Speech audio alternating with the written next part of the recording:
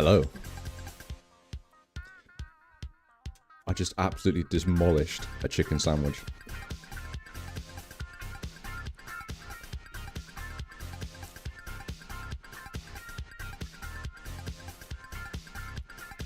Damn, we got a lot of people here.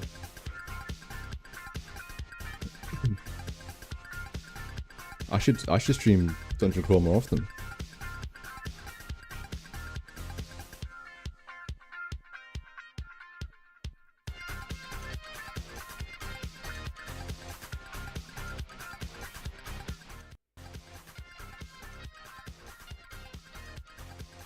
Was it tasty? Hell yeah, it was tasty.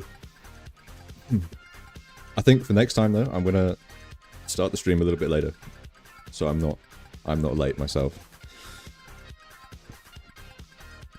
Next time, I promise, we'll be on time. We're improving with each stream.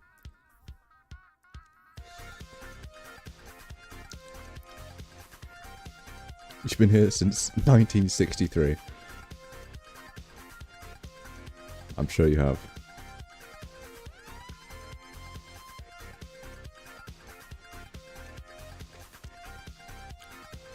I hope you enjoyed that chicken sandwich because all you'll be eating from here on out is stone soup. Hey, you know, there's the children's book Stone Soup, isn't there? I don't know if any of you guys are familiar with this. When I read that book as a kid, I always thought the stone soup in that book looked really tasty. I don't know if you guys know the reference. Even though it had a fucking rock in it. That shit looked so good.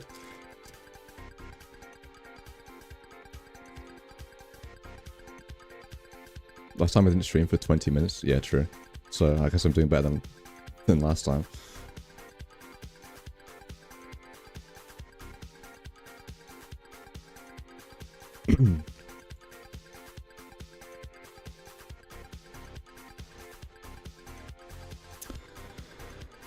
Okay. Well, I presume most of you guys are from various Dungeon Crawl Discord servers and whatnot. So you definitely know what the game is. But I know there's at least 3 people in chat that perhaps don't know what this game is or how it works or whatnot. I can't possibly explain everything right now. But in short, it's very difficult, very punishing. It looks like a glorified Excel spreadsheet. But my god, is it like crack?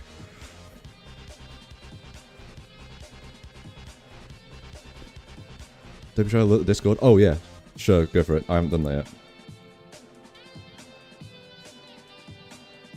yet. I'll also be being joined by a professional in this game.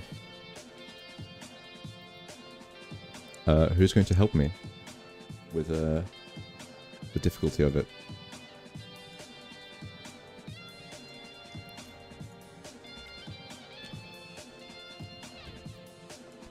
Hold on, let me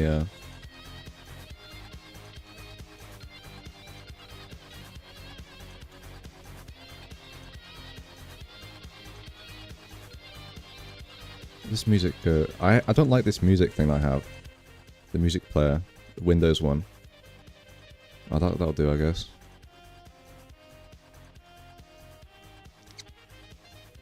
Get that orb of Zot. We'll try. We'll try. Oh yeah, another thing. So I have a run going currently. That I was cooking up yesterday. And I managed to get to Zot for the first time. For the guys, for the people that don't know, Zot is the final area of the dungeon where you get the Orb of Zot and win the game. Well, you have to get it out of the dungeon first, but it's how you win the game, basically. It's the end game. So I have a run going where we are currently there. So maybe we'll start the stream with a win. Or maybe I'll get completely demolished. We'll see. Anyway. Let me get the expert in here.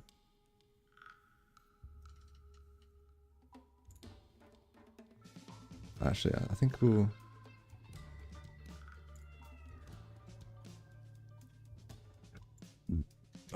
where is he?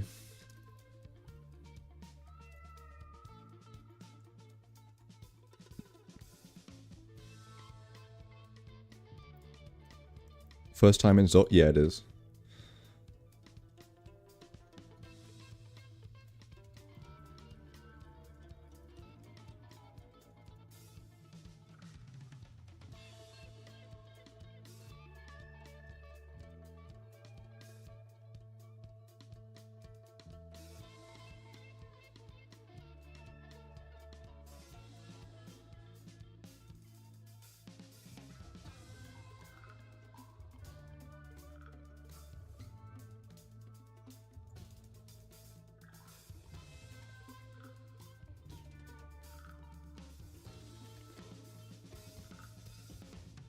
You've been fish reacted. Okay.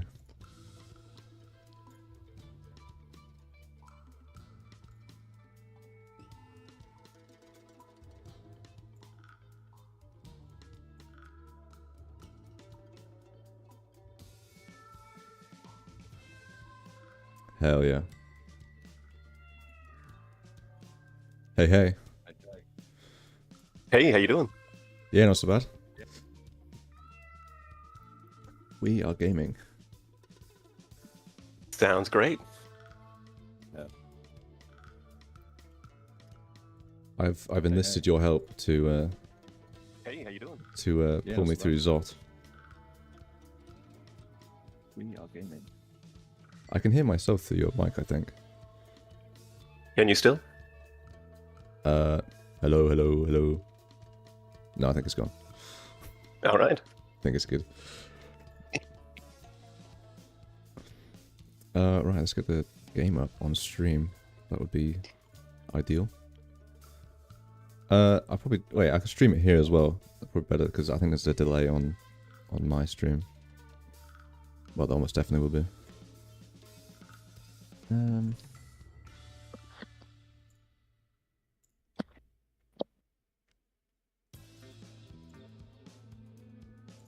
There we go.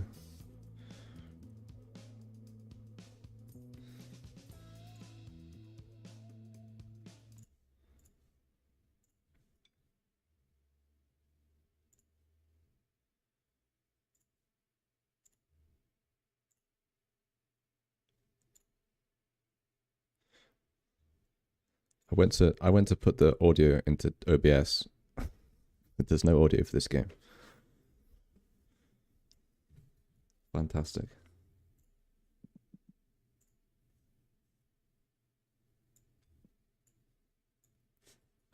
Yeah, chat can go there. Is it gonna pick up the game, OBS? Do you wanna work?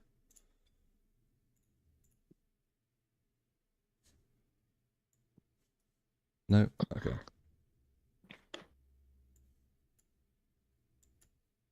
Display capture it is then.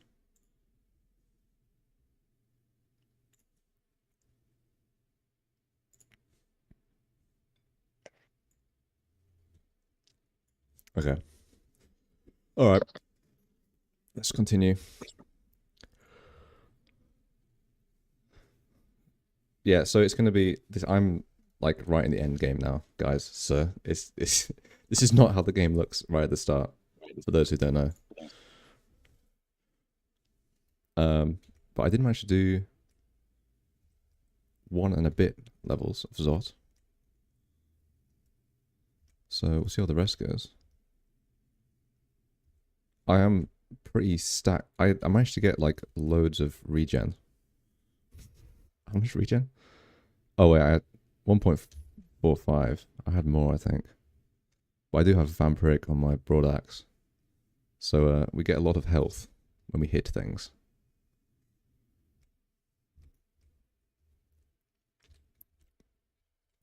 It's a great brand if you want to just whip right through a whole crowd. True, yeah.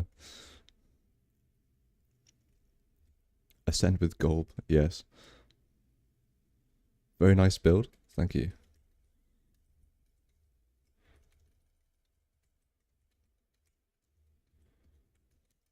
what Mac mark did you pick? Hemoclasm, pretty sure. If I remember correctly. Chain explosions? Yeah, the mark of hemoclasm. Yes. Yeah, that's it. So I managed to kill the royal jelly in melee combat with it. So that was a first.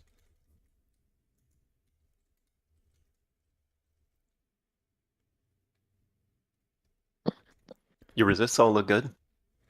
Yeah, I managed to. Well, I was a bit scraping for resist fire yesterday, but I managed to. What did I get in the end? I have something that's resist fire, an amulet or something. So it should be okay.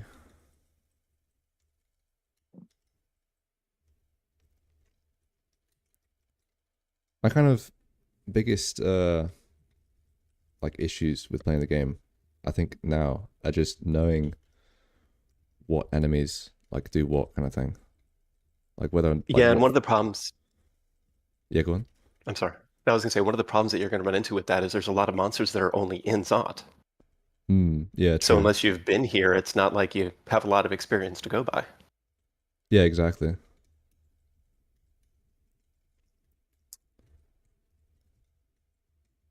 Then again, a lot of this game I found was just experience, just going again and again.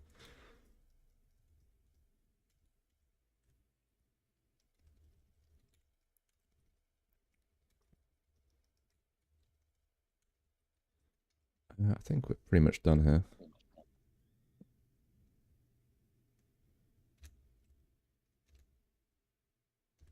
Ring of magical power, no thanks.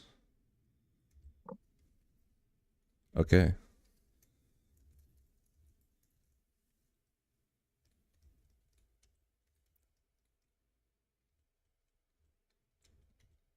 Dragon creatures.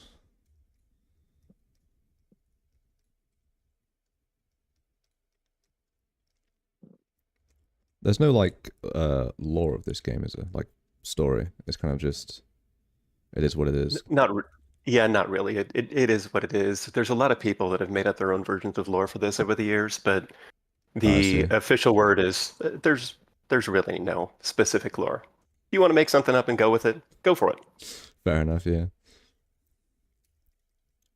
It just kind of have the like image that it would have like some extensive lore behind it. But it's interesting that it doesn't. Yeah, it kind of has that feel, but I've always had the idea that all of the monsters in the dungeon, they all get along, everything's just fine. Yeah. And then you walk in and everybody just wants to murder you. They're all fine with each other, which Yeah, is interesting. not normally how you would think things would go in a place like this, but at least they can all agree on murdering you. Yeah.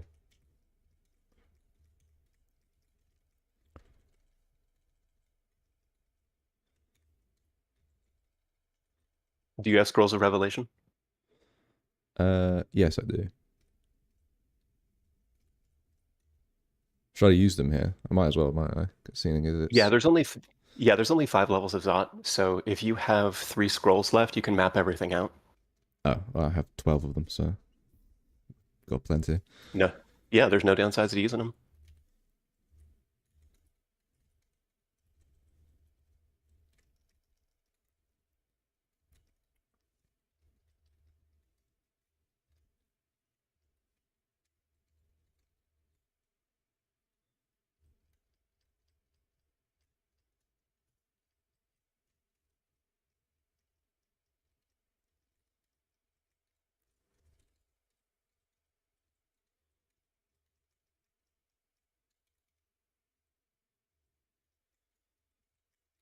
So is this my first time possibly winning? Yes, it is. Well, could be.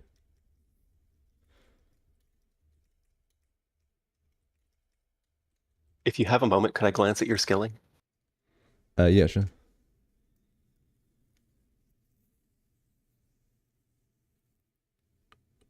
I've never. I'm still wrapping my head around like skills and whatnot.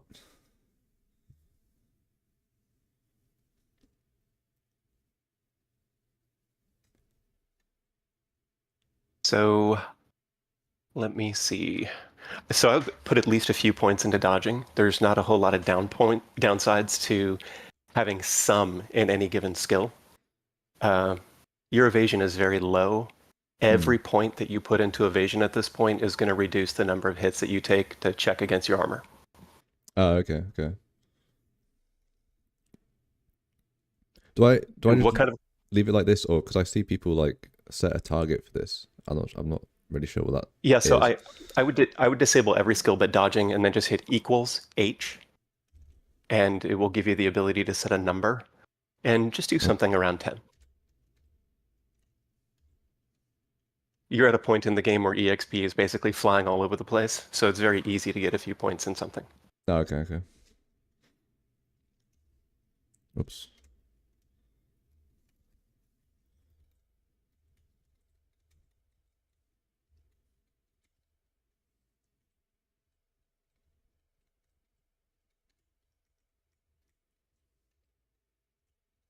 You want to shut off throwing as well. Oh, whoops, yeah. What kind of armor are you wearing? Plate armor of willpower +4. I put that on because, yeah, I was lacking on willpower because I had to balance out my resistances. I value willpower more than pretty much anything in the late game. It's very easy for the liches here to paralyze you and then get you to the point where you never recover. Oh, okay, okay.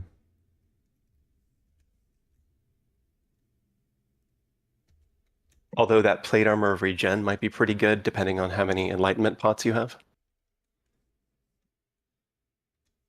How many do I have? I've got 4 of them. Okay.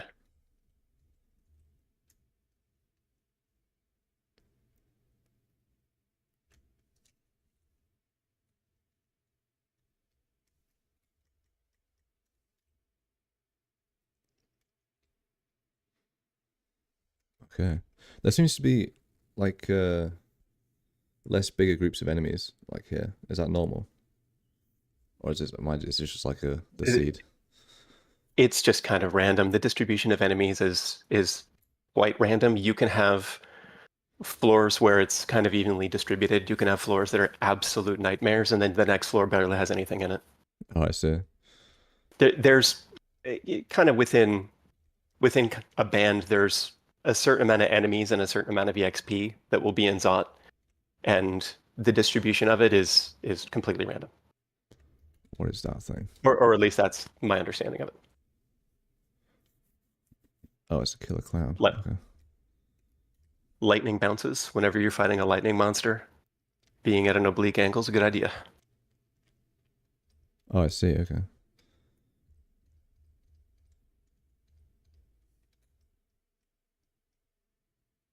You'll want to take a look at that ability, Throw Clown Pie. What's that?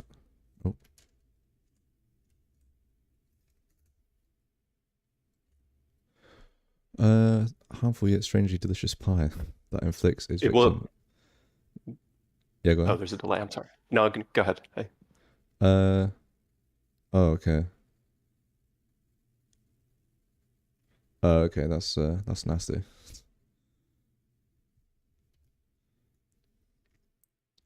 I should be okay here though, because it's just him. Yeah, the effects are pretty unpredictable. Most of the time, it's not that big of a deal, but you can get very, very bad things. So if for example, you're fighting an orb of fire and you get hit by fragility, and the orb of fire is suddenly hitting you extra hard, then you might need to cancel that or I see. get away fast. Yeah, I've come to find that's a lot of the causes for my death are just combos of enemies that are just very, very potent. Yeah, I think the way that the devs approach a lot of monsters in this is they don't necessarily make individual monsters super tough. They just combine monsters where the interactions between the stat effects, when they stack up, they get brutally hard. For example, combining Mesmerize, where you have to walk towards something, with a monster that sticks barbs on you. Yeah.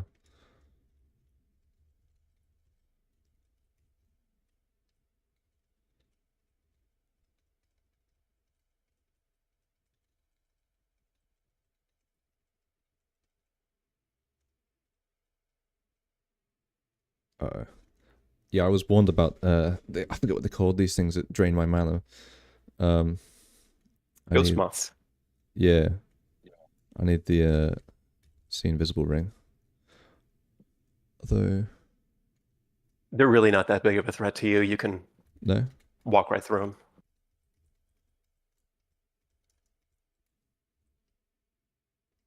yeah, we got As a it. mech lab worshiper, the biggest thing for you is just having hit points that you can sacrifice for things. MP is not that big of a deal.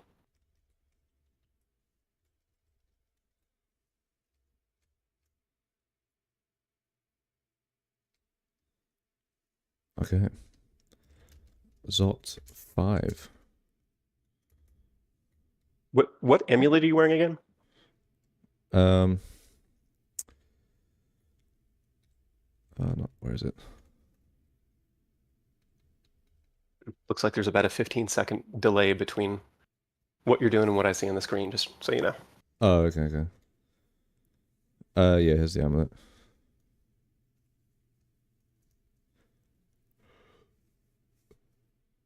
Resist fire. Okay, yeah, that resist fire is really going to come in handy here. Ordinarily, I would always use the Amulet of the Four Winds because clarity is completely overpowered, but resist fire is a big deal here. Okay, okay. So, if you haven't, let's go ahead and have you read Revelation first. If you haven't done Zot 5 before, Zot 5 always has kind of a random area, the way that the rest of the Zot is put together. And then you have the part of Zod 5 that's always the same. So there's the entrance, then there's the lungs, and then the orb chamber itself. Okay. One of the nasty things of this whole area are the traps. Just keeping in mind that if you can't see the traps can't affect you goes a long way. Things like fog or just controlling line of sight are a big deal. Okay, I see.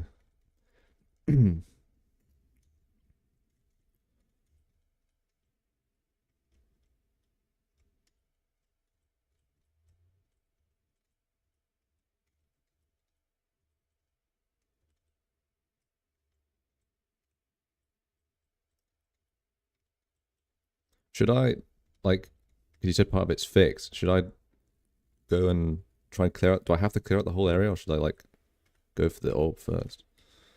I usually do. The downside is that traps that teleport you are triggered on exploration.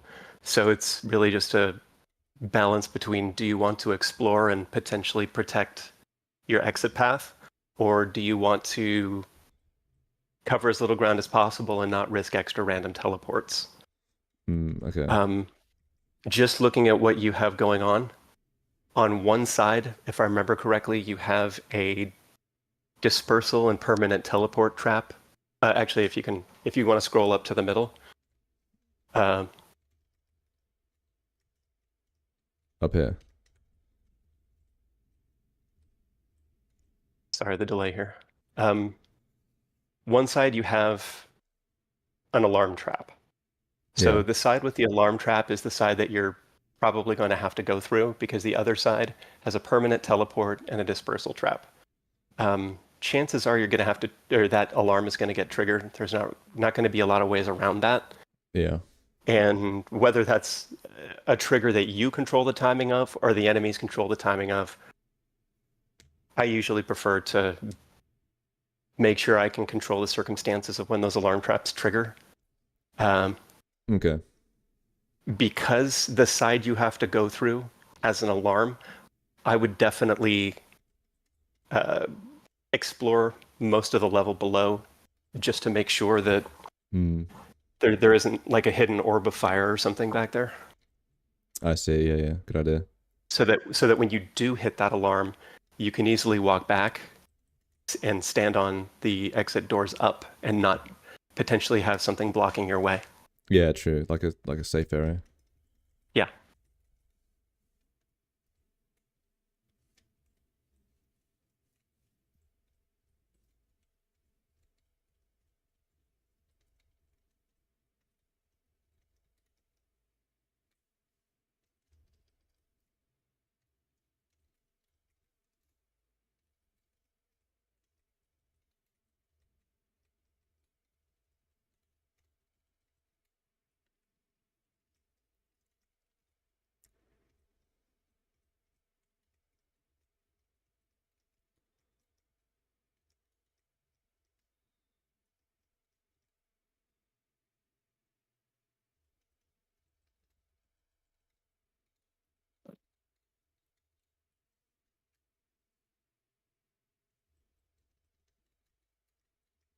Okay, it's looking pretty good. Not a great deal back here.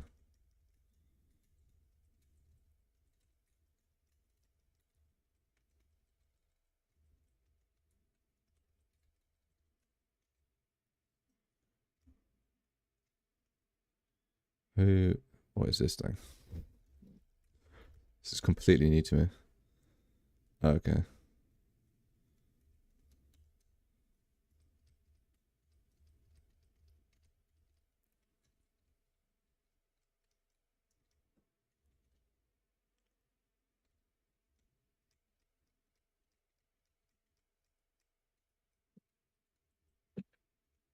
Orb guardians aren't particularly nasty unless they're accompanied by one of the moths that make everything go berserk. Okay. Okay. Let's trigger this then. Before you trigger the trap. Oh. Oh, did you already? I did it. Yeah. Yeah. Go on. Okay. What? What were you gonna say? If you trigger the alarm trap, Yeah, I triggered it. you want to get to an exit if possible. Okay. I'm sorry. There's a looking like about a 20+ second delay here.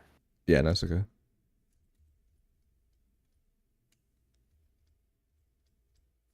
So generally speaking, if there's a trap like that, I will stand a bit below and out of sight of where the trap is and shout. And try to get Okay. any enemies that are really close to the corner to run out. Right, right. You don't want to fight.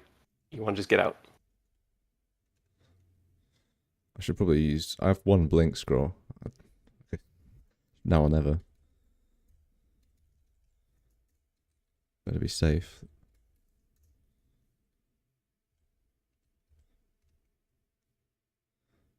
Where's the? Okay, just down here.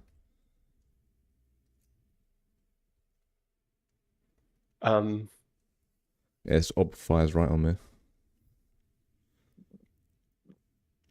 Yeah, I've got to wait for the stream to catch up so I can see what's going on, unfortunately. Haste is a good idea right now if you've got it. Pretty sure I do. Yeah. Haste and might. Alternatively, just using haste, getting to the stairs. But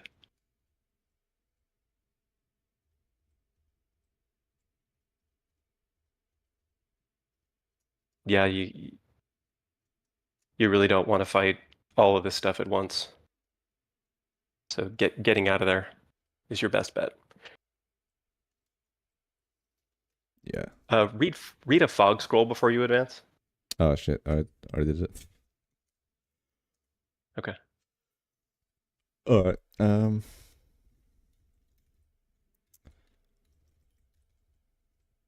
Oh. Okay. I don't know where these go. So. Before you go further, Yeah. Go on. check and see if you have any mutations.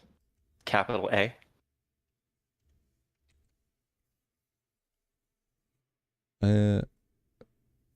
Don't think I. Well, this is what I had before.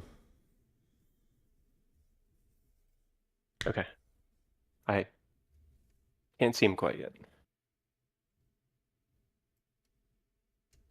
Oh, that's really funny. You are dopey. Yes.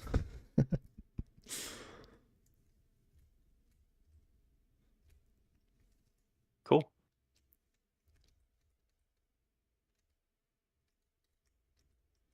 Try and get over to these stairs. Just okay. That's a one way.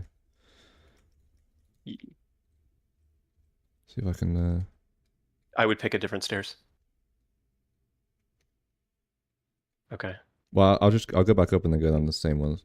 Do you have wands of digging? Yes. Okay.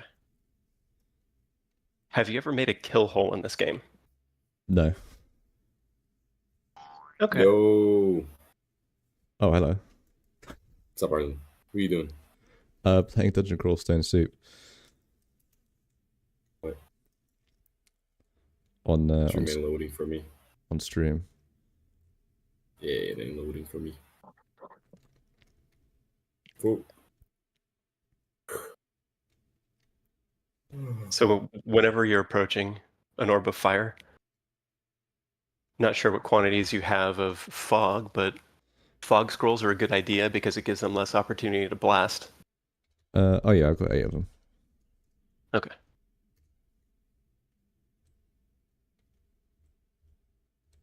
Should be pretty straightforward for you to just beat a single orb of fire. Yeah, we're good.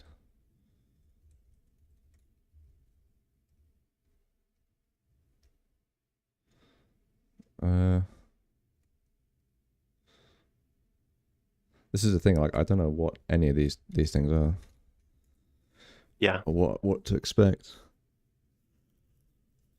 Okay, hold on. The liches are extremely dangerous for willpower checks. So if you're going to be fighting anything in this area, it'd be a good idea if you quaff enlightenment. Okay. Also, it would be a good idea if you can control line of sight to get to where you're only fighting one of these things at a time if possible. One way you could do that is just pick a direction. You could just get to the left side, for example. Oh yeah. Walk over there and just shoot digging into an angle, and then shoot digging into a diagonal from that angle to where nothing can walk into the spot you just opened, and then you're guaranteed to only fight one thing at a time. Oh, okay. Well, so just shoot it into this wall, like on my left, if I can get over to it. Yeah, I would start at an angle, at a diagonal, Oh, okay. so that you're not exposing multiple directions at once. Right, I got you. Otherwise, this is another situation where fog is a good idea, so that nothing can hit you from range or summon a big horde of pretty much anything when it comes to demons. A lot of the demons that you can summon at this point, those liches can summon too.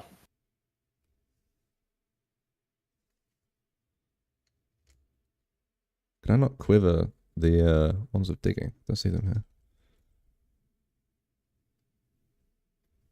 You can, but you can just do capital V to evoke. Oh, okay. So shoot it down like, well, like this. If it catches up.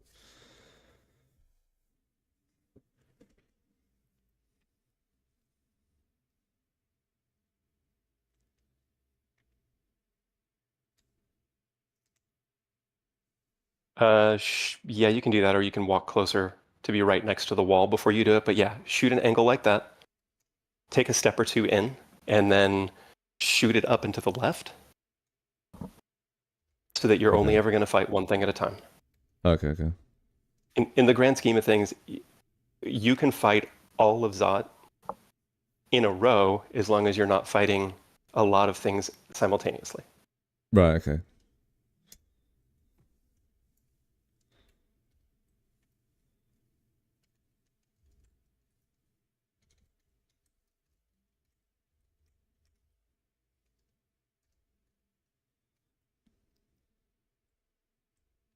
Right, there we go. So I should be okay to just lean into these guys. Hold on. And it, Oh, never mind. No.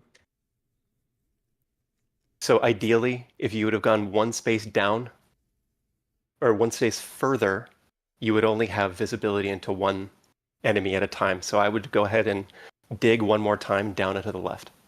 okay. That way, only one thing can ever see you. So any summoner is basically useless against you.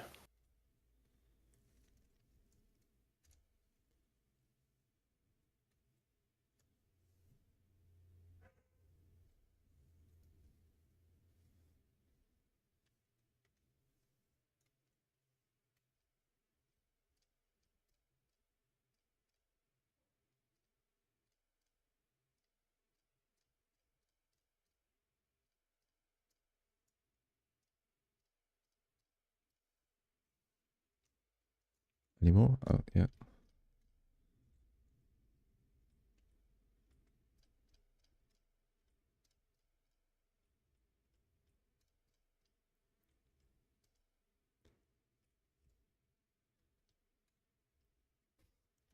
Well, yeah, I mean, this is quite the cheese. Oh yeah. This is the best way to do Elf 3. This is the best way to do basically anything nasty. If you abandon gods, for example, and you're going to get hit by a whole bunch of, like, let's say you abandon Trog, you're going to fight a whole ton of beefy, mighted, hasted guys or berserked. Well, making it so you can only fight one of them at a time is pretty easy to fight 15 simultaneously. No big deal. Right, yeah.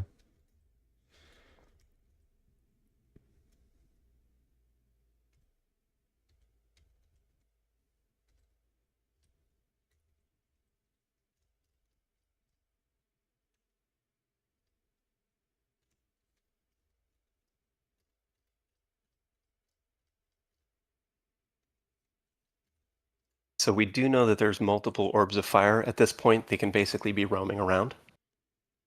You have no idea where they are. Oh, okay, I see. So yeah, try to train anything else now. Is it worth it?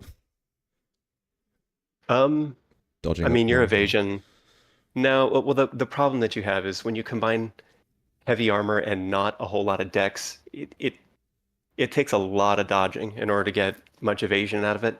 You've picked up what, 3 evasion out of that, which is not terrible, but not amazing. At this point, you can either just train up fighting or invocations in case you want to summon some backup and make it be better, but there's not going to be a huge difference there. So Right, okay. I'd probably just max out fighting. Sure.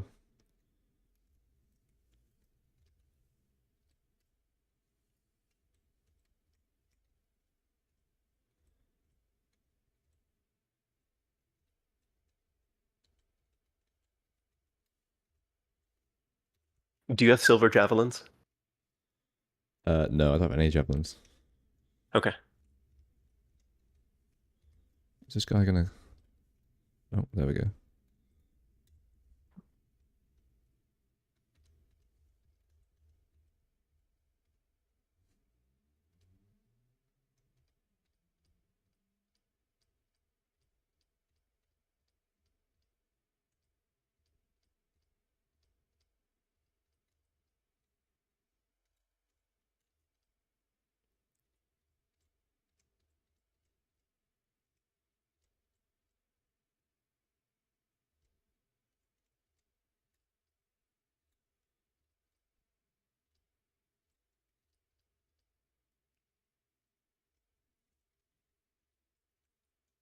Generally speaking, I'm not sure how many might potions you have, but if you're fighting orbs of fire, things like haste and might, this is what you've been saving them for all game.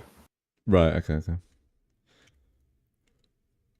It's very easy to end up in the, like you're playing a Final Fantasy game and you have all those elixirs that are so powerful, but you never use them because you want to save them for a special super tough fight. I see, got you. It's that kind of thing. You are slowed.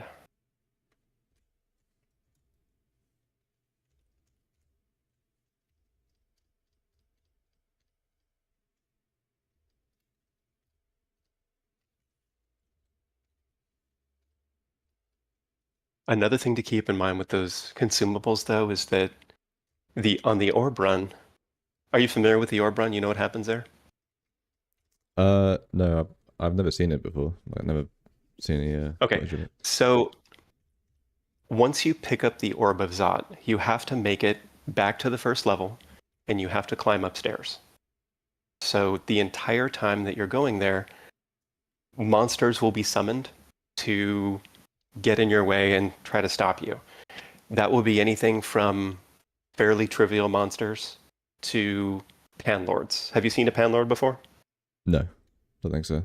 Okay, panlords are 2 spaces tall, kind of like the royal jelly is. Okay. And they have a lot of hit points. They usually move as though they're hasted, or at least very fast. And oh, yeah, there's a good point. You should check your mutations. Okay. Oh yeah, we got some. Occasionally shout uncontrollably at your foes. Some spells. That's no big deal. Lost the ability to drink after taking damage. Not ideal, but none of these will overtly kill you. The real problem you could run into is if you get another negative intelligence mutation, you'll get to stat 0. Stat 0 isn't quite as murderous as it used to be, but it will still cause you to have all kinds of effects where you're unable to really function. Right, okay. And I do agree, Dumalkath, that negative pot is bad. How many potions of mutation do you have? I've got 4 of them. Okay. Not the worst time to use one. I tend to just save those for teleportitis, where it randomly teleports you next to other monsters. Oh yeah. I think that negative scrolls is much worse than negative potions, but the number of monsters you fight at this point that will mutate you is probably pretty low. I wouldn't use any more than a couple of, probably 2 of those potions of mutation. Okay. To try to remove negative potion.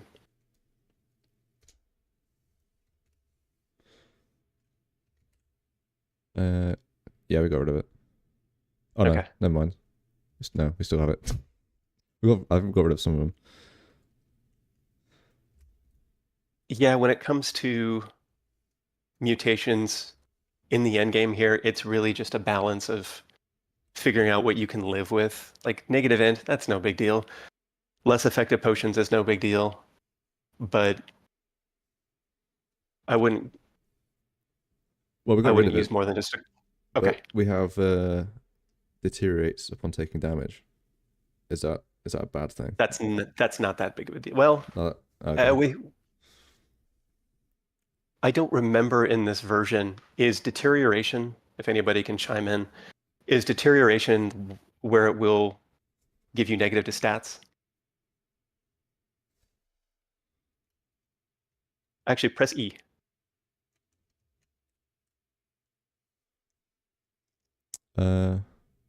Temporarily reducing your attributes. Yeah, that could potentially get pretty dangerous. Do you by chance have like an intelligence ring? I don't think so. Okay. Yeah, deterioration's pretty dangerous when you only have 3 int. Okay. You could very easily get chain hit by anything, and because you don't have crazy evasion, you're going to be taking a lot of hits. Right, okay. So might not be a bad idea to use another mutation potion. Sure.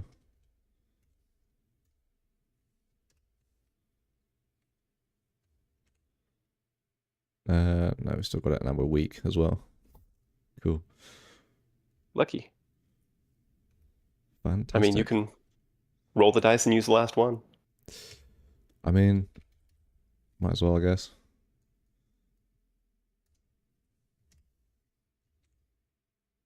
Oh, there we go. Much better. Oh, man, you got resistance to mutation. Sweet. Fantastic.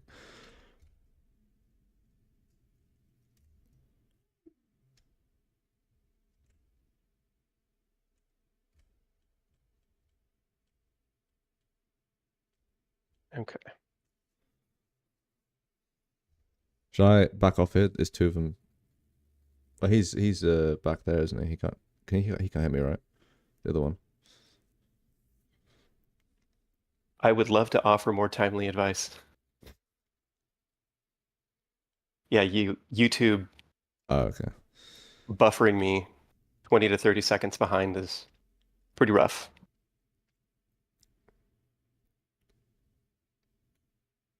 Yeah, I'm gonna back up because there's more enemies coming as well. Oh.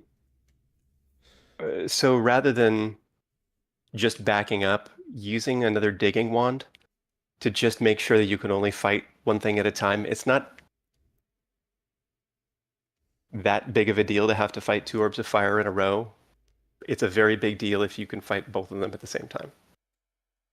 It's the delay is funny because you give me that advice and I've already done something that's counter to that. Okay. I'm gonna use a haste, right? Yeah. Haste, potion of resistance is not a bad idea.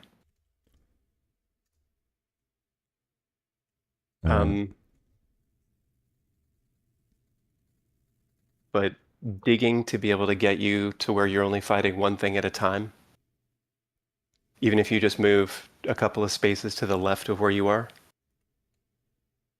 and then dig down and to the left. But also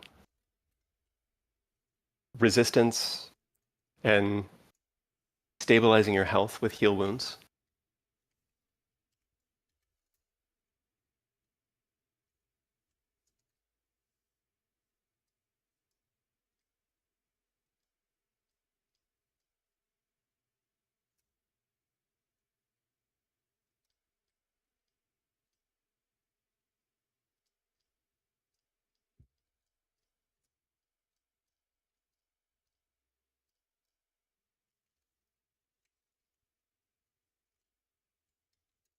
Yeah, these guys are brutal.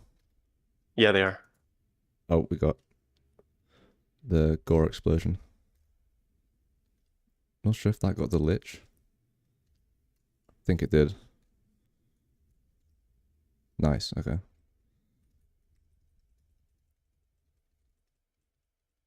Let's get over here.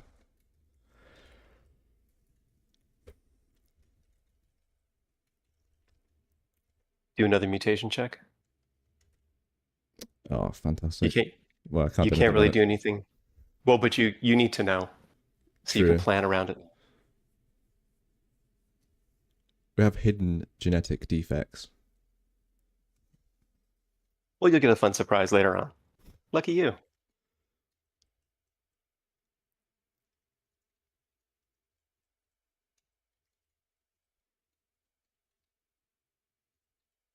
there any more down here? Kill a clown, okay.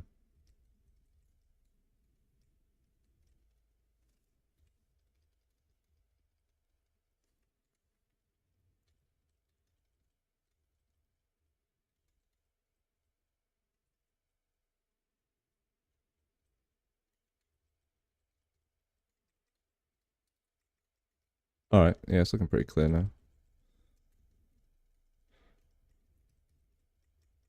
Hello, brick motion.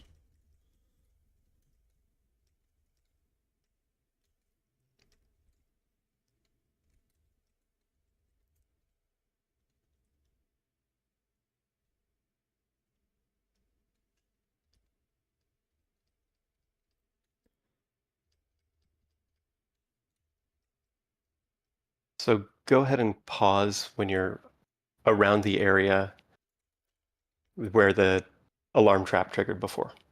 Oh, yeah, just up here. Yeah. You have revelation scrolls, and if you have a bunch of them to burn, then there's no harm to just using them. So you can use them to kind of help scout out what's above those impenetrable walls. Right, got you. Okay. Nothing too crazy. Yeah, that alarm trap called everything in the area to come beat your face in.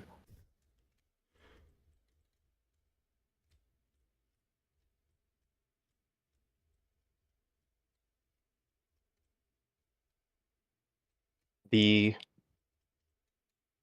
one of the two nastiest things in general in Zot 5 are the orbs of fire and Zot traps themselves.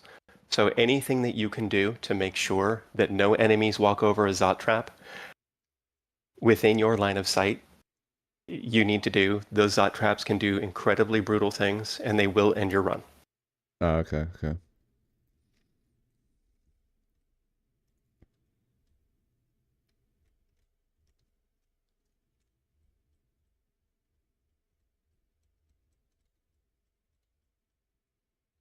Fog scrolls are a very good idea to just control line of sight. If things can't see you, they can't shoot you. Oh, okay, cool.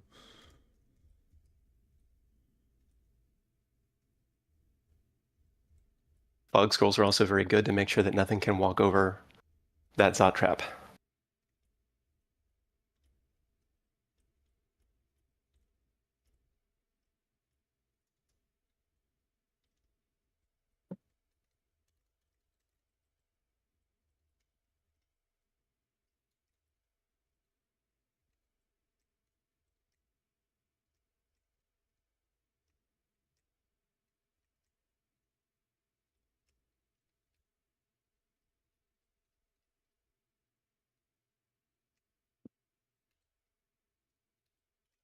Oh, I see. Like, makes enemies.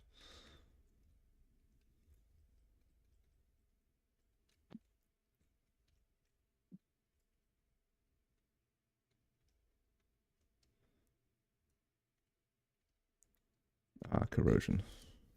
Cool.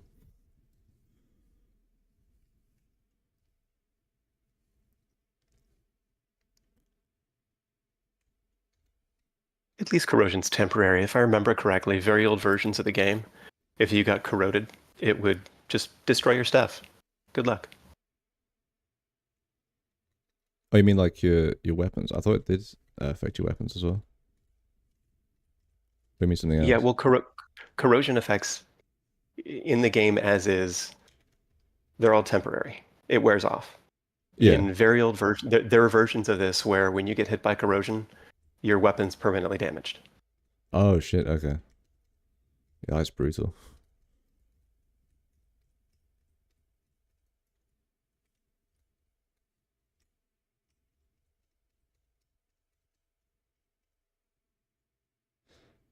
Oh, he set off an alarm trap.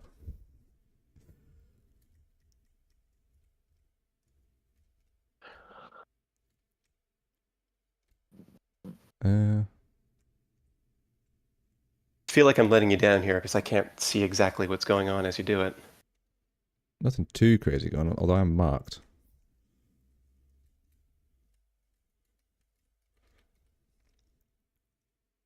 Okay. Oh, true. Forgot about that. Yeah, so cancel the mark.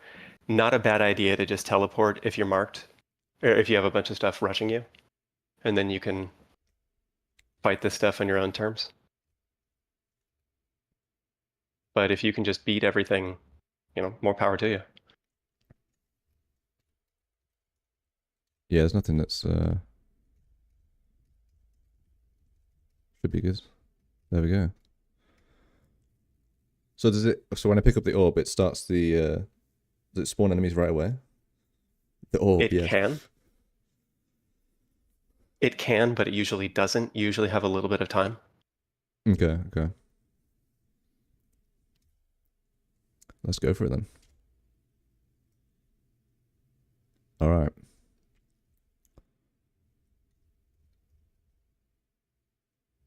Okay, there is some stuff.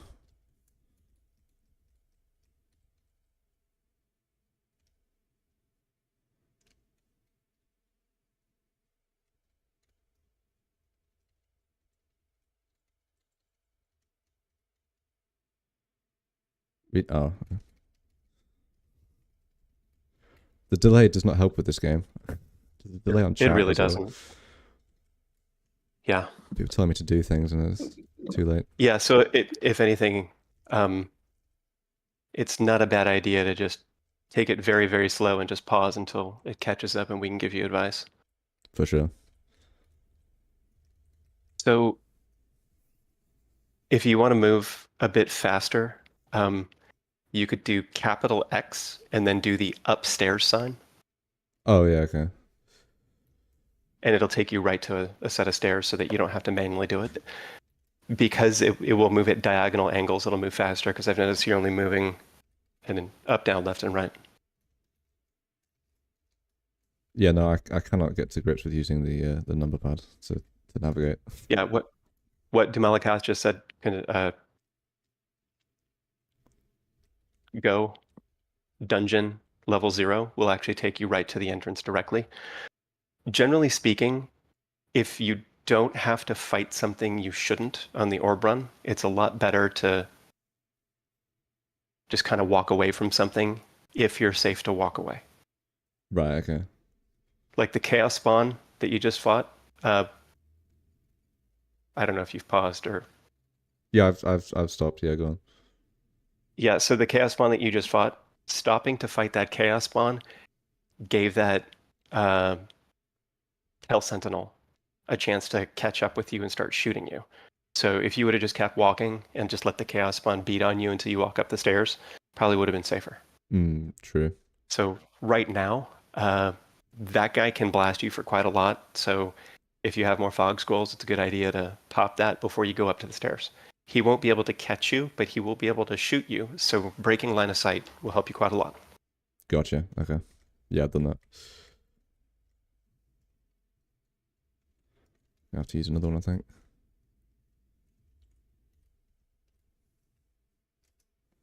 Cool. Okay, yeah, I'll do D0.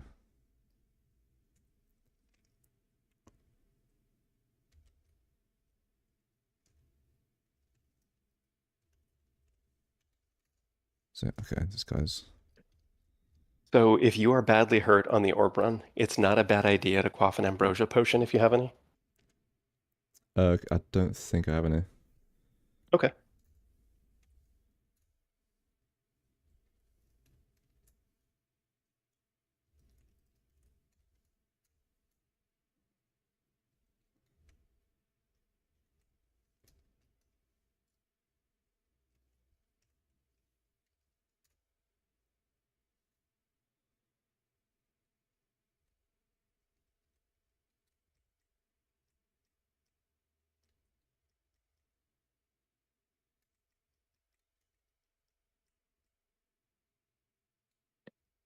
Oh, this is not a... Oh, wait, no, it is. Oh. Another thing that you can have is just an option. If you're fighting a whole bunch of stuff, or at least if there's a lot that's coming at you during the orb run, wands of digging are very, very nice. Oh, yeah. Just to get you straight to a set of stairs.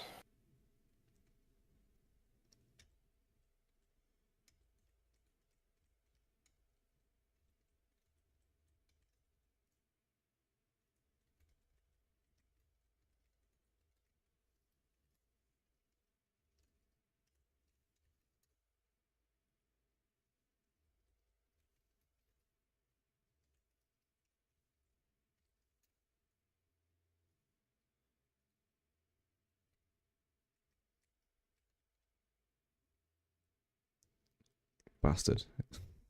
This is the thing, I don't know what this guy does. I'll wait for it to catch up. You don't have to know what he does. Just run away. What, he's gonna... Does he not? Okay. Oh, He just that's a tormentor. smacked me. Yeah, that's a tormentor. He cuts your health in half every time he uses an ability. Haste and walking away, but fog, after you make a little bit of space, you don't want him to be right next to you again. Alright, so They don't do a whole... haste and yeah. fog. Yeah, right. It's one of those enemies that they'll cut your health in half, but they're not very good at outright killing you. So Okay. just getting away from him is a big deal, but you don't want to be at the point where you only have 2 hit points on the next floor, because you can have something spawn right on you anyway. Okay.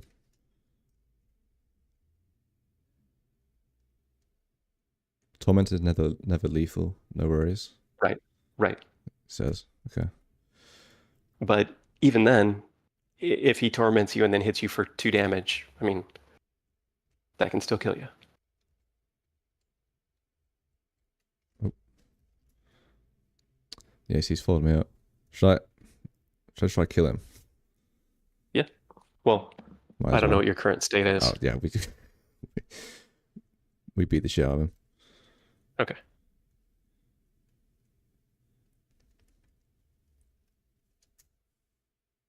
In terms of delay, I just saw you go up the stairs.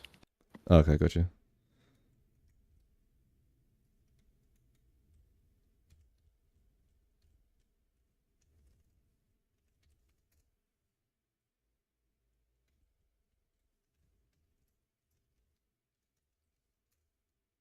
Are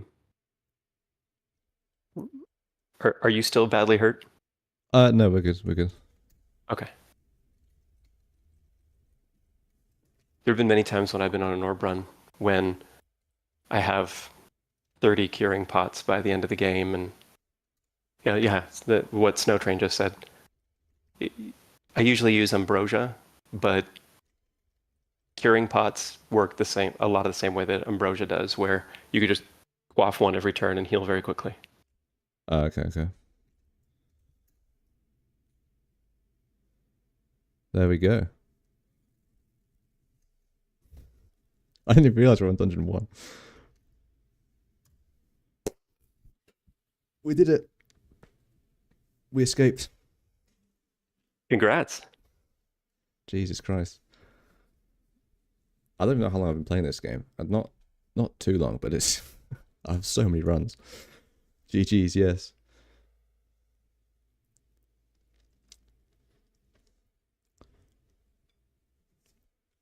There you go. Very nice. That is the end of Dungeon Crawl. Time to start a new run, I guess. Yeah, it's always funny to me once you finish a run, you would think there'd be some kind of like celebration or something because it takes hours to win this game. You get a little screen that says, "You escaped. Here's your points." Good job. Here's your score. Yeah, right. Yeah, 4 hours that was in total. Although I've seen like other people go for like 7 hours. That's crazy. They're doing like other stuff though, aren't they? Like the ziggurat, is it? Yeah, ziggurats are unlimited. So however many levels you want to go through is it. If you want to do 200 of them, you can do 200 of them. There's 27 levels each. Oh, and shit. it gets to the point where there's literally no spaces left except for monsters. So Oh, wow. liches and all kinds of stuff as far as the eye can see.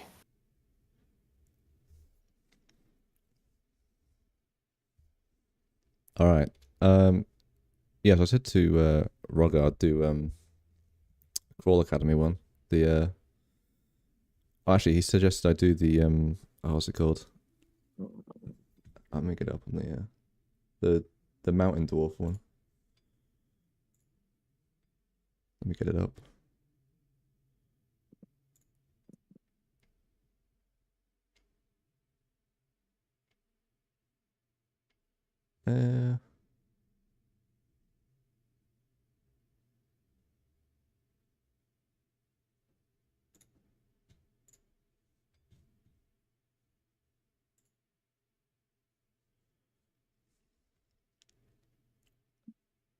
Yeah, so for the guys that in chat that don't know, there is a website called Crawl Cosplay, I think. Crawl Cosplay Academy, and there are like challenges for like people starting out in the game. It's like so you can learn the ropes and whatnot. So we're gonna do one of those. If I can find the bloody thing.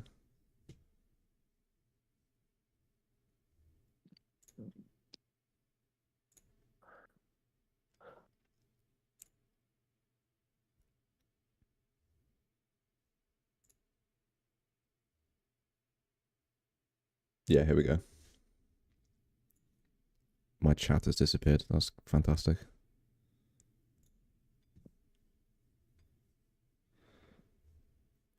Yeah, so here's the there's various challenges. I was doing, well, I didn't follow the challenge, but I was doing Minotaur Fighter of Macleb that run. Now I'm gonna try this fella.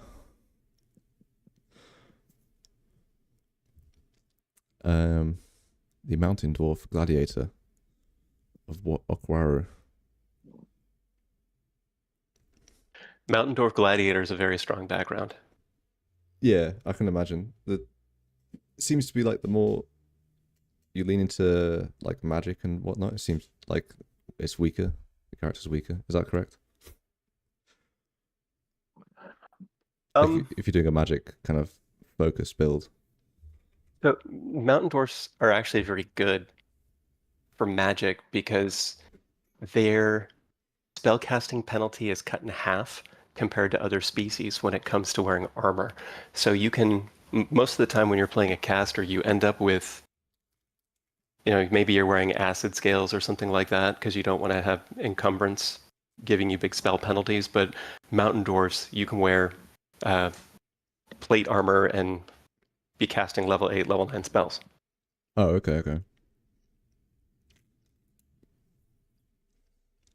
Yeah, all right. Let's do this one. I don't think there's much to that other than level up strength, grab a flail, and Yeah, it's worship similar, Okawara. similar to my fire, I guess. Yeah.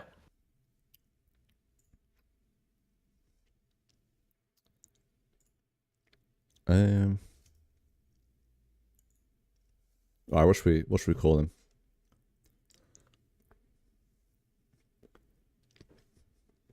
Chat, come up with a name.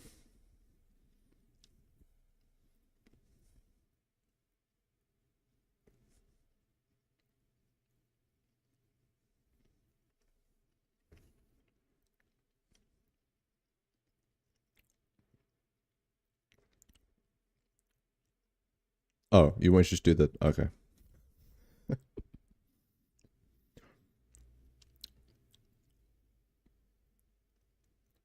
Wiki. I suppose it's only correct if we do his actual name on the challenge. Dapper dwarf.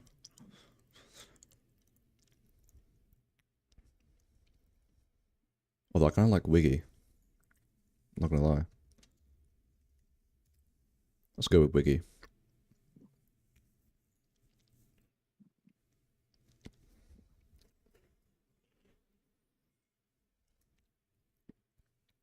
Okay. Yeah, so usually I just like leave the skills like as they are, but do I need to like set a target for these or anything like that? I never really got my head around that. Yeah, generally speaking, the first thing that I do is I disable all skill training, and as long as it is possible to train stealth on a character and you don't have like -5 apps, I usually will get stealth to 2. Okay. That may be pretty steep right now with -2 stealth apps, but it's still not a bad idea. What that's really getting you, like you'll be fine fighting everything without leveling up any of your fighting skills for now. 2 points of stealth can make it so when you, for the first 6 or 8 levels, when you walk up to a unique mob, you don't wake them up at all. Oh, okay. And that doesn't mean that you can keep walking towards them, but it helps it so that when you enter into line of sight at all, they don't wake up and immediately start attacking you, and it lets you choose your fights more. Oh, okay. So -2 isn't terrible on apps. I would still just disable everything, get 2 stealth. All right. I don't like doing that on trolls because they have, I don't know, -4, -5 or something like that. But 2 stealth is pretty easy, so.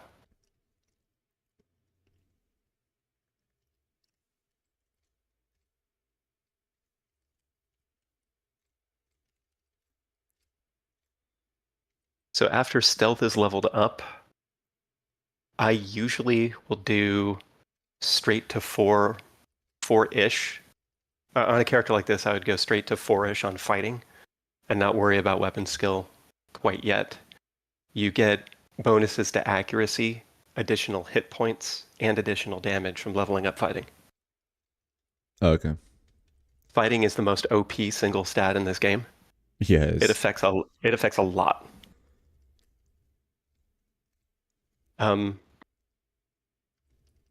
When you get some cash, buying one of those cure pots is a very good idea.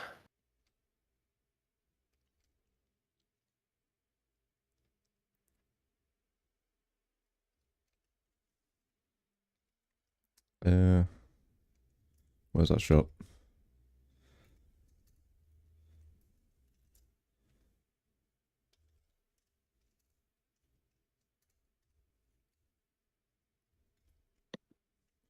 If you have the opportunity to ID curing and heal wounds in particular through just buying them from a shop, It's very nice because it lets you use your identify scrolls on something else. Does Dopey know about shopping lists? I do, yes. Why, was there something that you wanted me to list?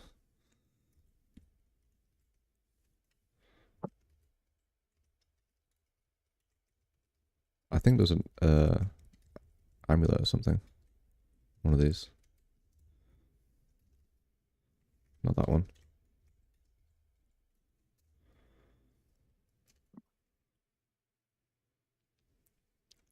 I mean, nothing special. Oh, just the curing potions, okay.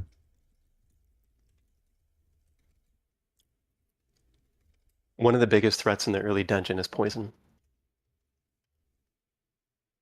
You can go from no poison at all to 3 pips of poison in a single hit.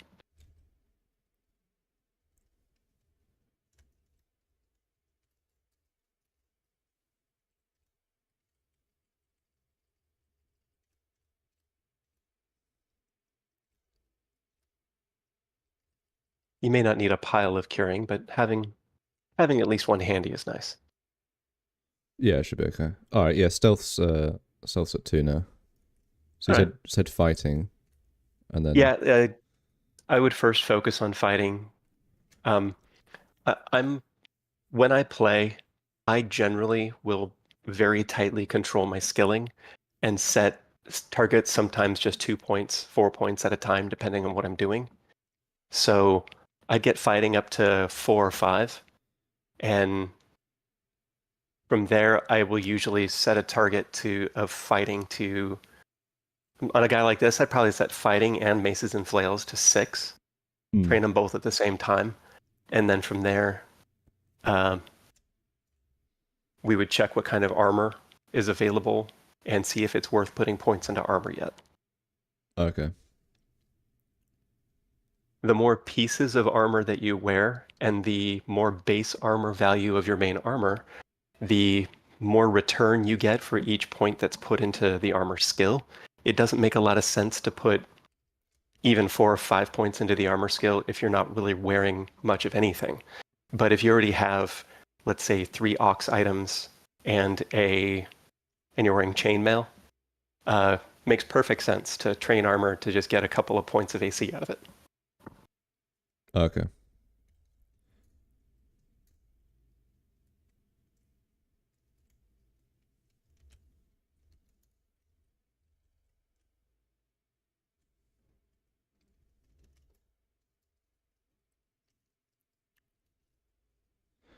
Yeah, so I said, like, I haven't wrapped my head around the skills, because usually I just whack on, like, all the essential ones, like just fighting, flail, like the weapons and shields and whatnot, and then just leave it at that until about lair, about when I get to lair. Honestly, that's not a terrible strategy. One of the nice things about skilling in dungeon crawl is that anytime you put points into a skill, the less points you have in that skill, the faster it's going to train up, and therefore the more return you're going to get on that investment. Right. So okay. If you get to a point, let's say you've put 10 points into fighting and you have 9 or 10 points into your weapon's swinging it below 1.0 delay. Well, getting some points of armor and dodging makes a lot of sense, because at that point it takes very little to get, let's say, 4 points of dodging and 5 or 6 points of armor. I think I'm dead here. Oh. Okay, no. It can get so expensive to go to get 1 point of a high skill that you might be able to get, let's say, instead of going from 12 strength to 13 strength, that might be enough to get you 5 points of dodging. Right, okay. Yeah, that was a bit close. I don't know if you saw that. With the fire beetle? Yeah. Yeah. Have you found any poison darts yet? Let's have a look. Oh yeah, there's some. So keep poison darts on hand. Once you land 2 poison darts, those beetles will always die. But it has to be two darts where the poison actually takes effect. Oh, okay.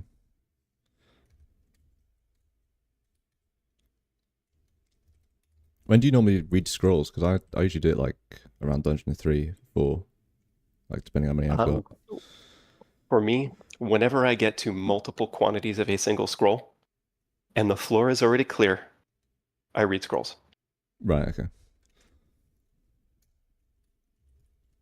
So if you have a multi-stack right now, I would just go ahead and read.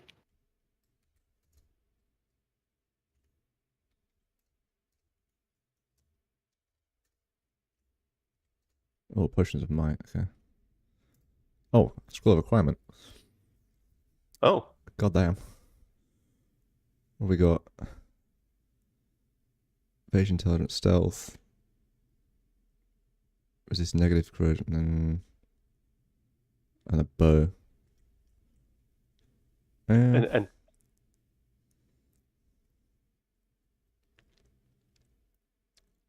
I mean, oh, not fantastic. that bow is fantastic, Oh, but but we're it not. doesn't go in line with the challenge that you're trying to do. True. And dwarves kind of suck at bows. I want to say you have pretty low aptitudes. I reckon just gold then, and we get more potions. Well, if there's enough in your game that's worth buying, the gold is going to be good. Otherwise, dwarves are not very good for evasion. That's still a +5 evasion ring. So the ring is going to help you survive the early dungeon. Unless there's something you can use with that gold immediately to help you out, not dying will go a long way. Yeah, okay. Yeah, I mean, there's just, apart from potions, there's not a great deal.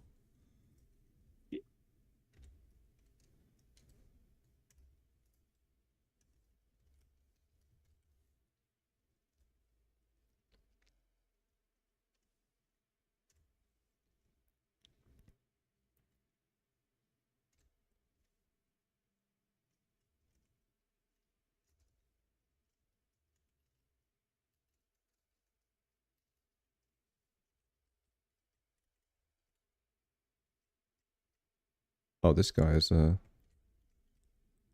okay.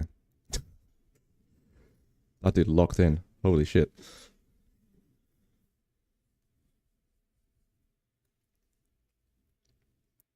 Yeah, this is like very nice. The chat, the delay is so funny.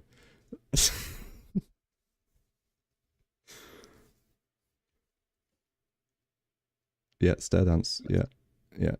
It's too late for that. Yeah, and unfortunately, it's pretty hard to help. Anyway.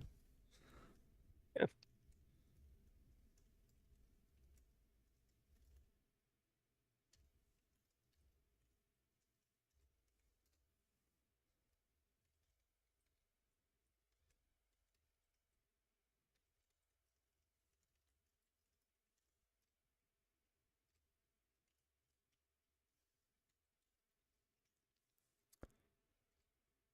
Rip Wiggy. Don't worry, there's another one. There's another Wiggy. There will be many Wiggies, I'm sure.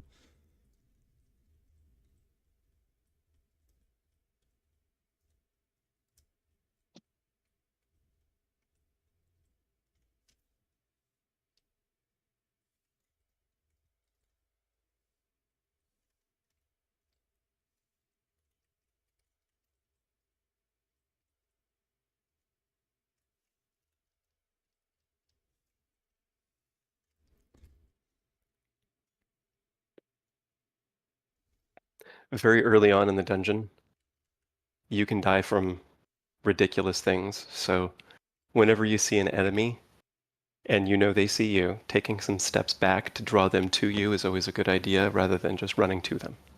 Oh, okay.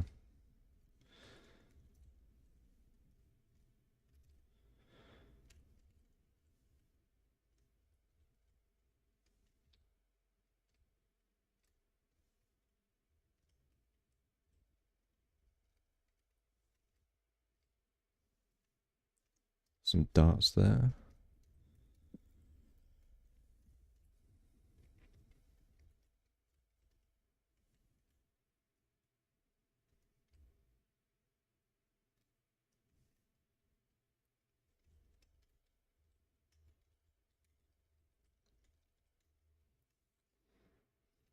Yeah, to the people that aren't familiar with this game, this is like 90% of the game if you're starting out.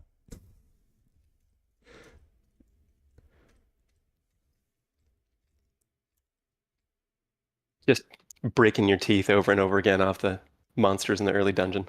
Pretty much, yeah. The number one killing monster in the game, the Knoll. Oh yes. Top killer. More dangerous than an orb of fire.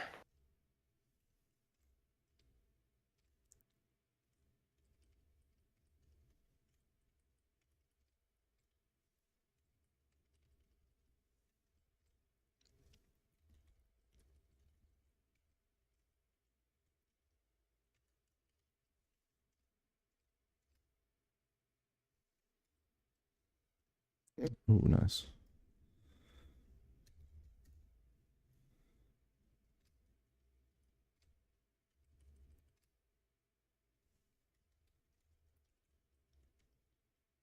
Did he see me? Oh, he didn't see me.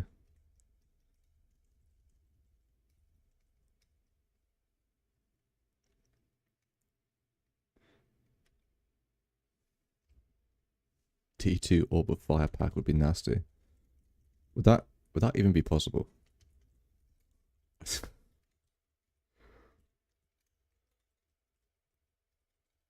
Well, if you're playing offline, which you are, you can enter wizard mode, which disables your scoring for the game but lets you do anything you want. So if you really wanted to spawn an Orb of Fire, you could do that. This thing's gonna kill me.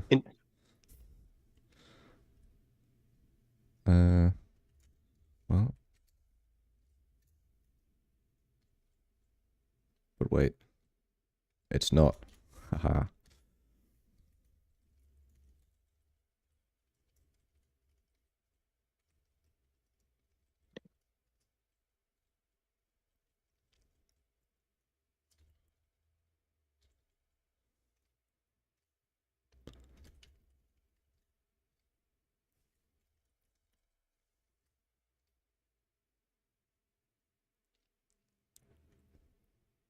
Anytime that you have a major threat, if you have throwables, they go a long way to soften whatever's coming at you. Those worms are very good targets for poison. Yeah, I find that funny that when there's like a major threat, instead of like violently charging at it, you just throw everything you have. Yeah, I mean, chip damage adds up. Monsters usually don't regen faster than you can damage them with throwing, even if you only have a small amount of throwing skill. So why not? You can chuck rocks, poison darts, whatever you got. Just whatever, yeah.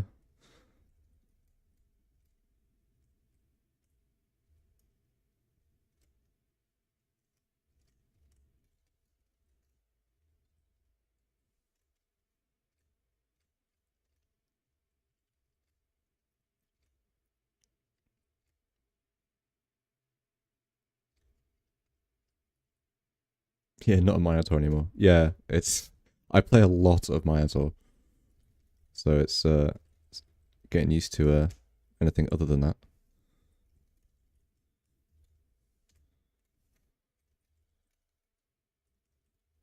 Mountain dwarfs aren't that far off from minotaurs when it comes to their durability and their ability to damage things.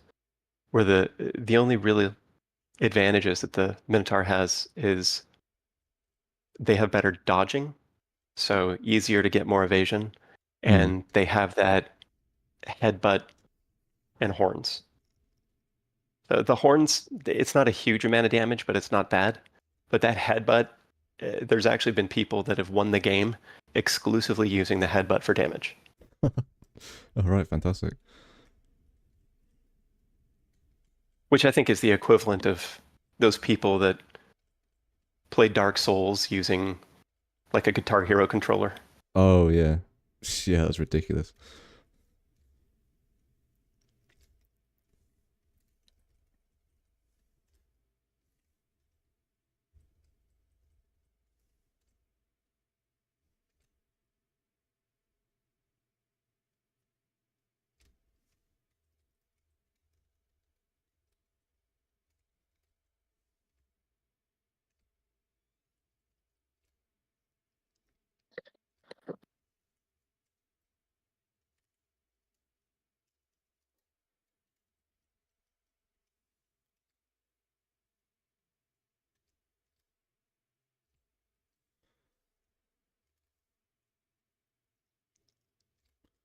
Okay.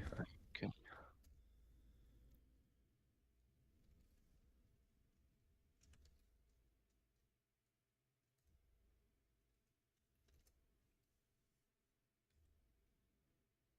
Okay, wait, I'm gonna go back and read some scrolls. There's nulls in there.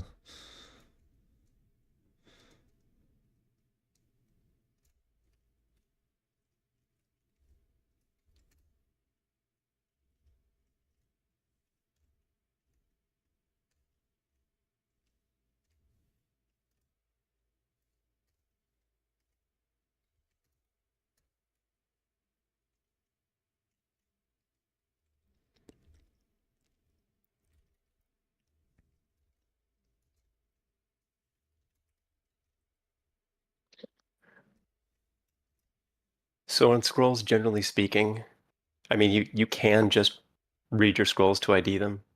I'll usually wait until I have multiples of a scroll to ID the stack. The rationale behind that is that um, identify and teleport scrolls you usually have multiple quantities of. So chances are, if you have early scrolls and you have a stack of them, you have a higher chance of it being those, and you want to be able to ID things or teleport away. Otherwise, if you just blindly read all of your scrolls, you can get to where you, let's say, burn blink scrolls or summoning scrolls or one of the tier 1 really high quality scrolls and not have as many as you would have later on. Right. Okay.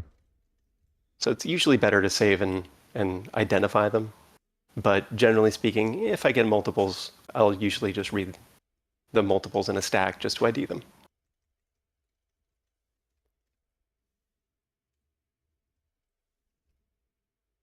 In the grand scheme of things, it doesn't matter that much, but it can help.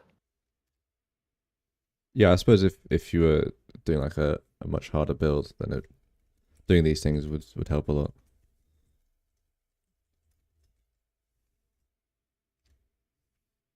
With some fancy gloves.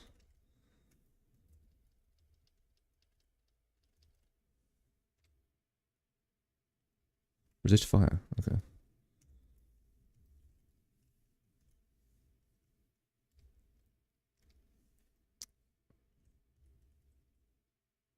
Oh, there's the gnolls from earlier.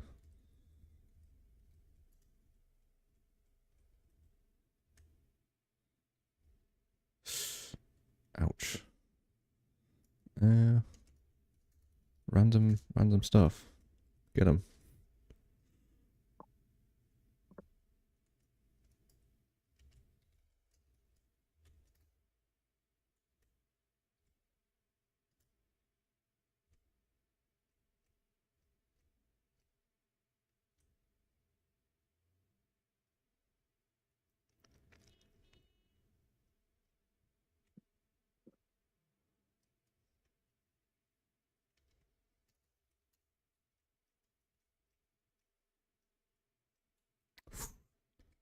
God damn.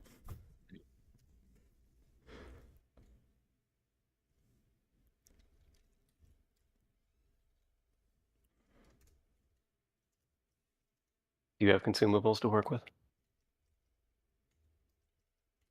Yeah, I don't know if it's caught up. I managed to get through it.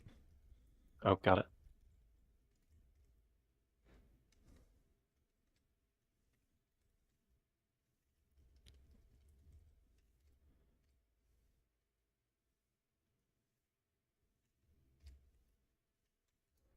Got some rings.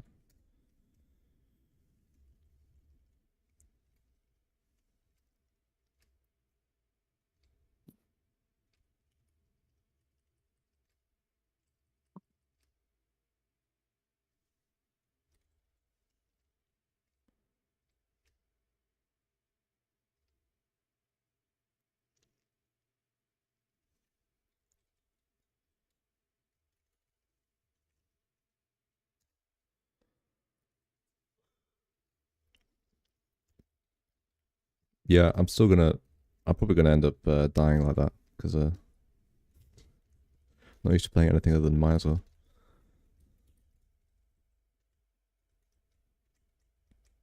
Oh, there we go. There's Temple. Temple. Do we have? Did not have Okwaru. Okay. That is fantastic.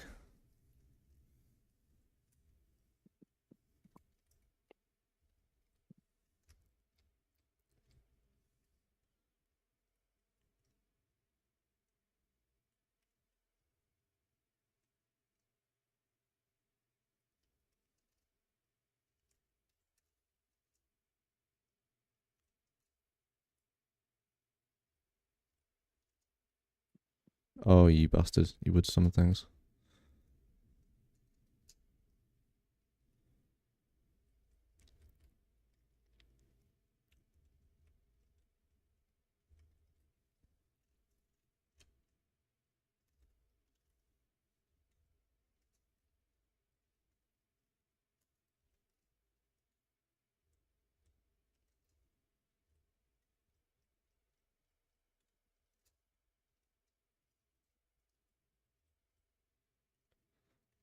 I actually hate that guy. The real upside that you found those resist fire gloves earlier. Yeah, it's good. That's a lot of nulls.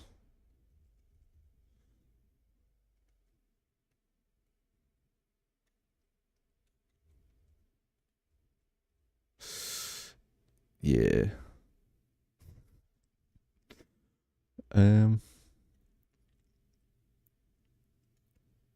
I know about the sewer. There are more pressing issues though.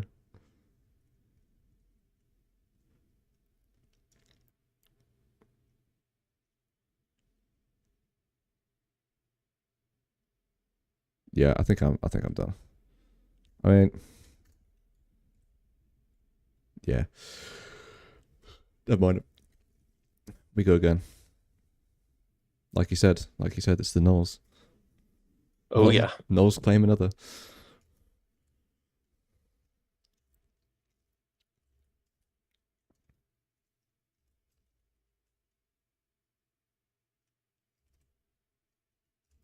I should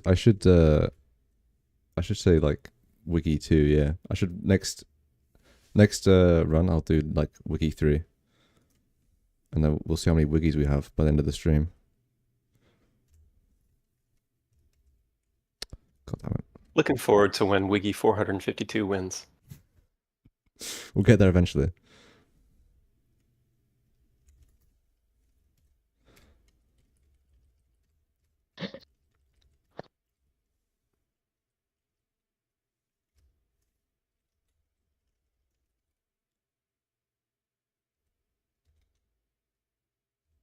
Oh, next one. Oh, okay, yeah. My bad.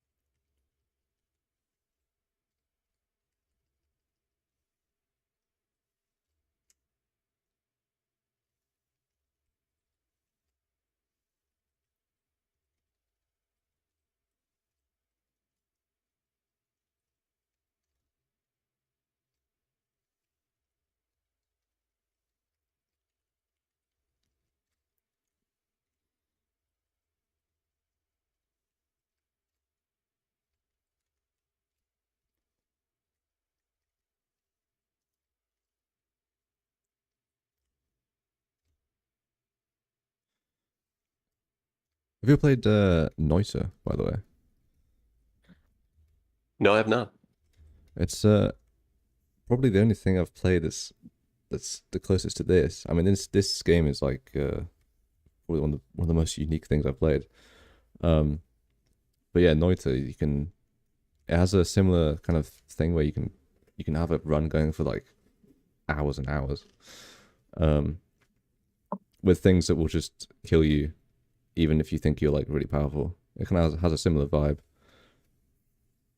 Obviously, it's a lot more flashy than this. It's got like its main selling point is kind of like every pixel is simulated.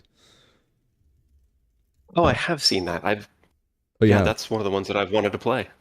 yeah, yeah. It's really good. There are ways in that though to be like 100% invincible to pretty much everything. It has a great color scheme. It does, yeah.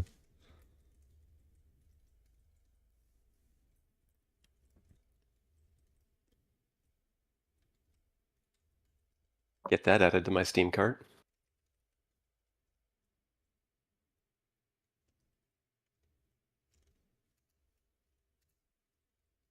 Oh, so-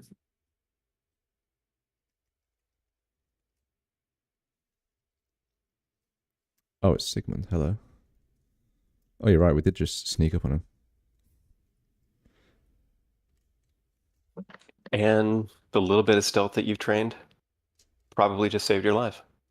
Quite possibly, yeah. So, oh, Oh, we got him. okay. So generally speaking, do you know how to set an exclusion? No. What's that?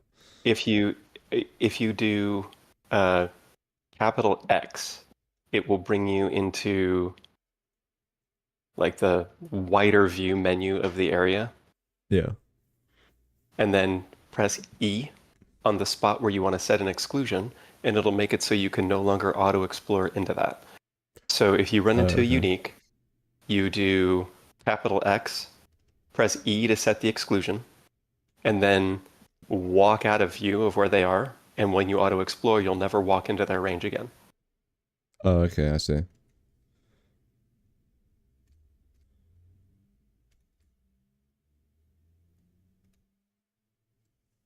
So it's Ringmail the Forsaken Dreams. Fly, resist cold ++ regen. -5 intelligence. Okay.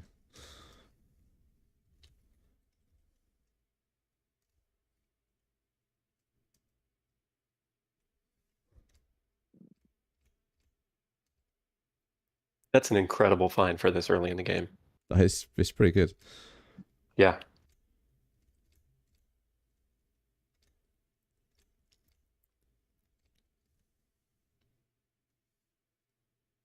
+2 ringmail on D2 would always make me happy, but having an amulet of regen attached to it, very nice.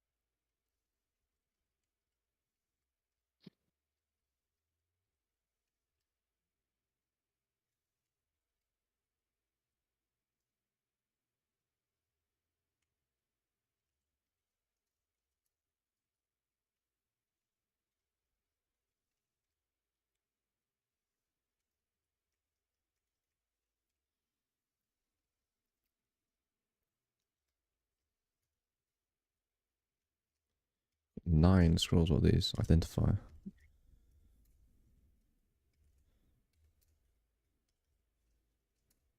See what potions we got. Heal wounds.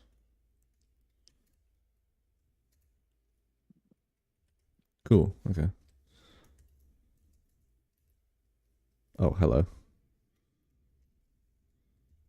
Back out of there.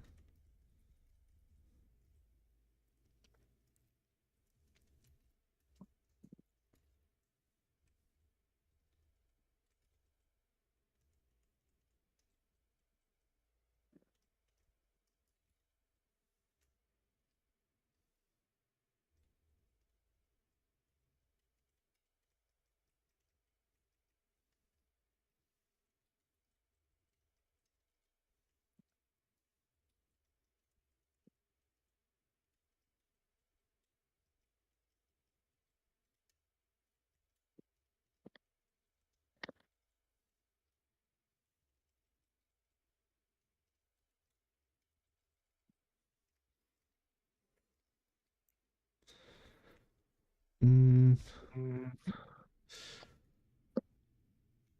I don't know the rules for this challenge. Do I have to use flip? Hold on, I'll check. If I remember correctly, it only really matters if you pick flail at the beginning, and I think you have to train it up to a certain point by the end of the game. If you want to use a different weapon, it's fine. Gotcha. Okay. Probably just where's these? Oh, it's rage on the. Never mind. I didn't look at this. It has resist negative cold as well.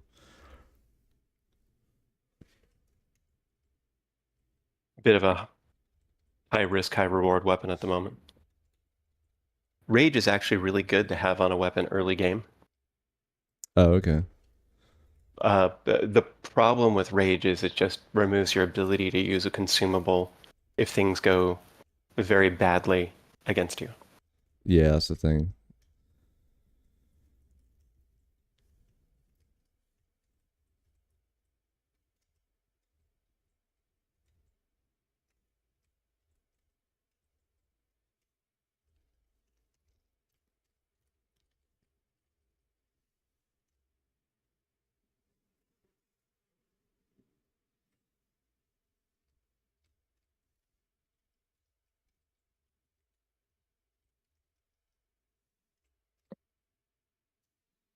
You can break conduct if it's the best practice approach. Oh, okay. I wouldn't go well out of my way for that axe, Yeah, but probably not gonna get it. yeah. Because chances are you'll find a higher quality weapon as you go before you can get to the point where you can afford that axe. True.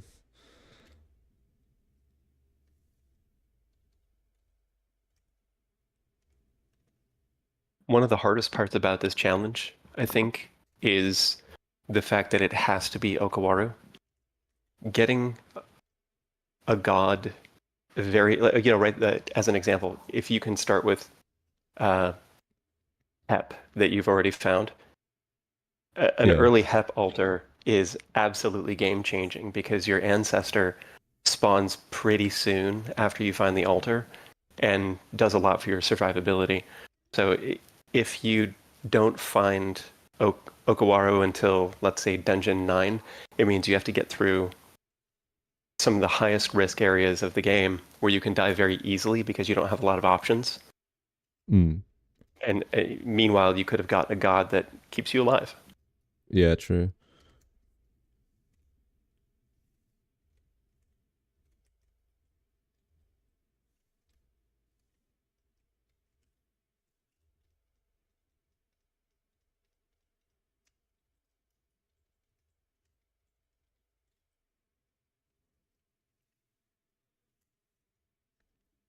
Oh, we got a ring of willpower.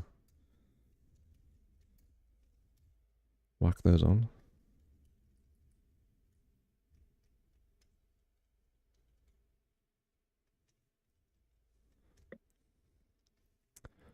Oh, it's these two. See if I can get a net off on.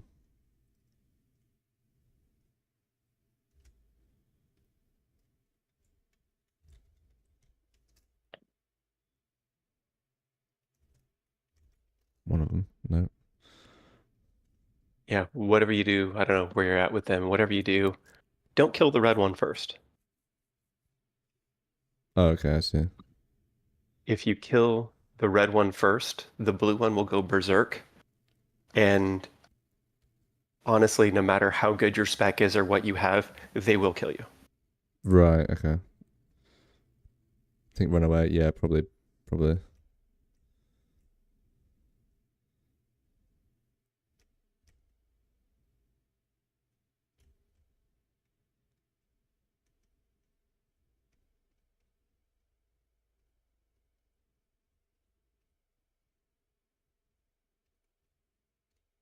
Okay, nice. We got the blue one.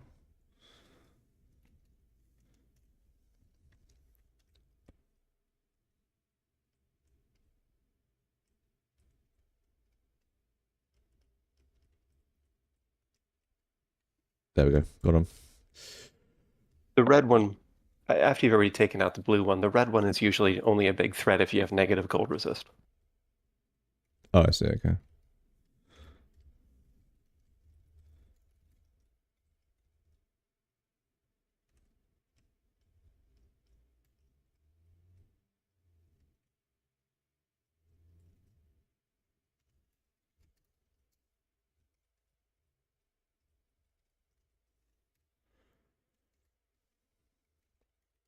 See if we get Okra this time. We did. Okay. Good stuff.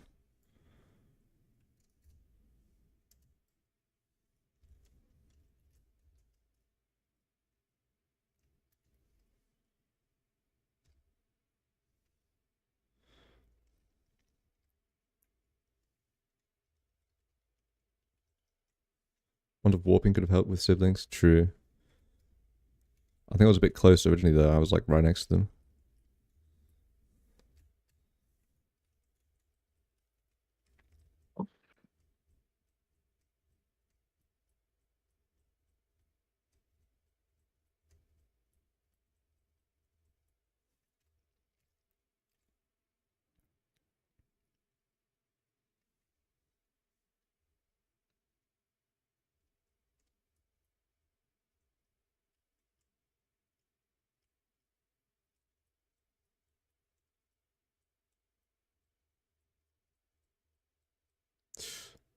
Ouch. Okay.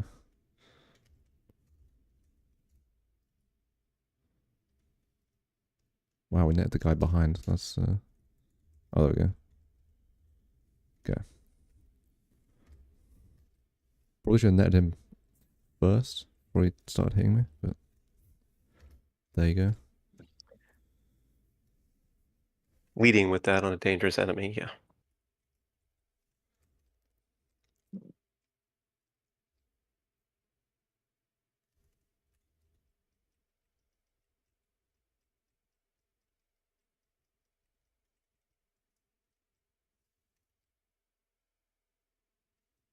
You're actually having a pretty good bit of luck on some of these encounters. One of those orcs with a battle axe like that, with a bad roll going against you, can end you pretty quick. Yeah, it's usually how I play. I just most of the time I just like mash through them, which is, I mean, not exactly optimal, but just poise, this corrosion, seeing viz. I'll pick it up. I find this ring of strength actually though.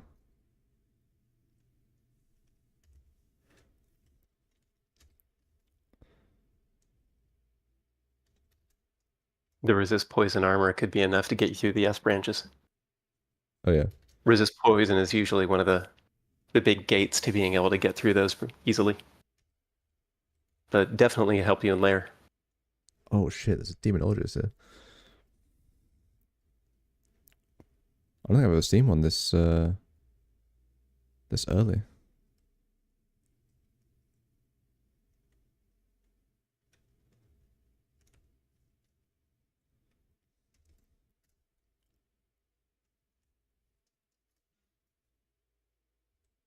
So, oh, you bastard.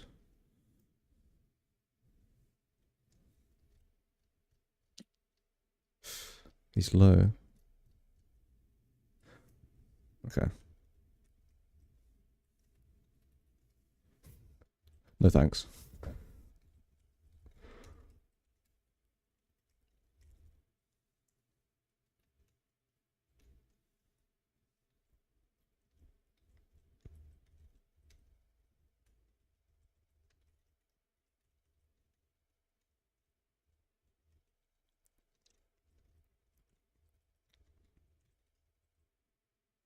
Have you set skill targets lately? No. What should I set?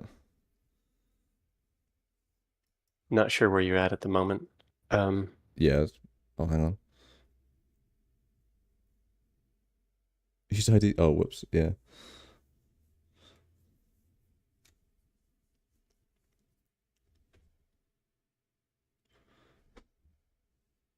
Okay. Fighting in maces and flails is fine for right now. One thing you could do is you could pay attention to what your AC is at right now. How many AUX items do you have? I have Gloves, boots. just a helmet. I think that's about it. The one I started with. Okay, so if you just have ring mail and a helmet, you're not going to get much out of armor. Right. Getting 2 or 3 points into evocations is not a bad idea to make that wand of warping do just a little bit more damage. And 2 points is practically free. Okay. It's really one of those things where it's a marginal amount of points for, at least some return. Otherwise, you really can just stick with fighting and maces and flails to around 10 for now. Okay. You're eventually going to need to train throwing because you are Okawaru, even though you have bad throwing aptitudes. You'll still want to get to somewhere between 10 and, I don't know, 14 or so Yeah. at some point to be able to handle things like the Royal Jelly fight. But otherwise, I'll usually go, at this point, I'll try to get fighting towards 10, maces and flails at 9 or 10. Around 9, and the standard early mace weapons will get to below 1.0 delay, which is where you want to be fairly quickly on most weapons so that you don't get a double hit when you attack the enemy once. Oh yeah. Otherwise, once Okawaru piety starts to build up a little bit, you'll want to get to about 5 on invocations so that heroism and finesse can both have very high reliability.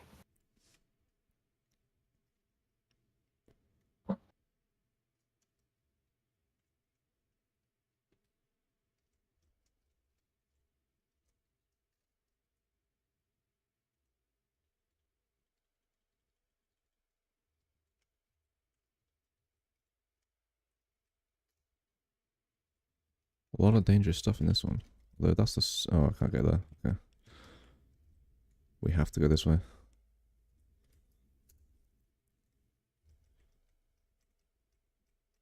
Where is he? Oh.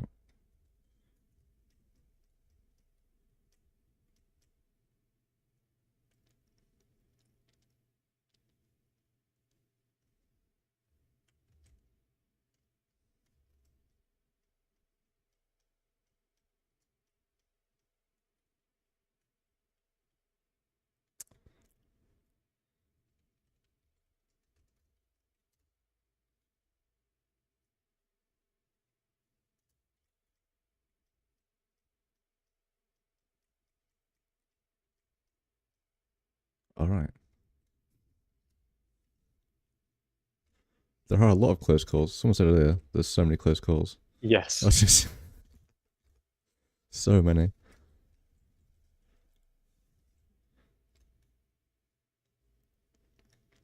Amusingly enough, because that big crowd was behind him and you were right in front of him, it made it so he couldn't split into 6 or so bats, and you only had to kill 1 bat. Yeah, that was pretty good.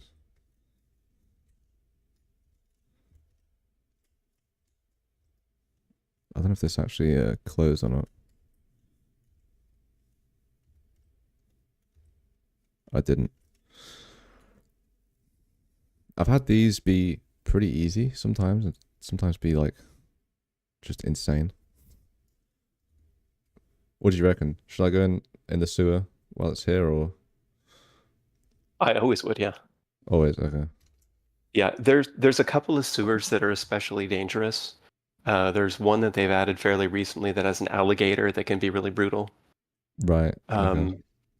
And there's one that Grinder can spawn in as well. It's like a Ured, the god Ured shrine kind of thing. This looks to be the one that has a bunch of branching hallways. Poison is the risk in this one. Yeah. I could whack on the ring mail I found. Yeah. Getting resist poison is a great idea. Those dudes with the darts are going to be at the end of a lot of these hallways. Oh, I put it on now. This guy's advanced on me. We'll just fight this guy with no armor. That's no big deal. That's fine.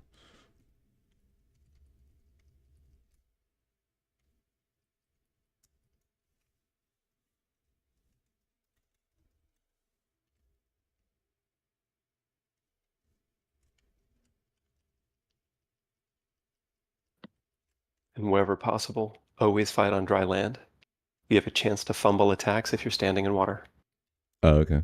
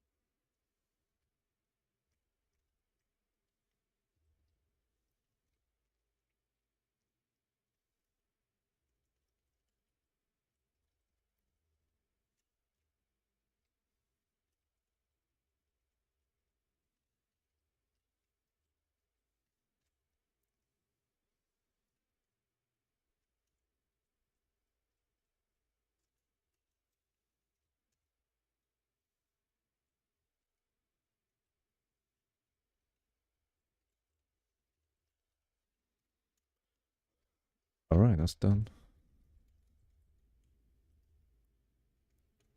Let's read some scrolls of acquirement.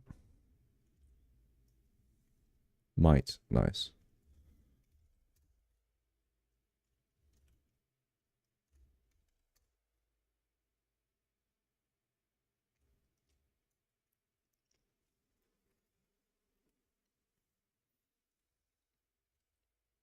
Good night, Snow Train. Thanks for tuning in. I need to step away for a moment. I'll be right back. Yeah, no worries.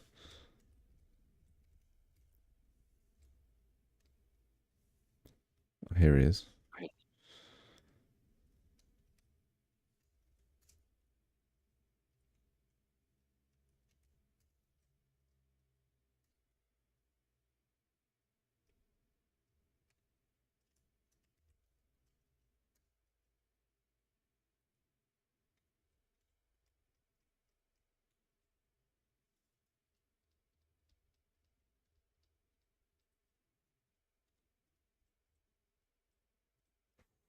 I thought he was going to switch places then with his demon, but he luckily didn't.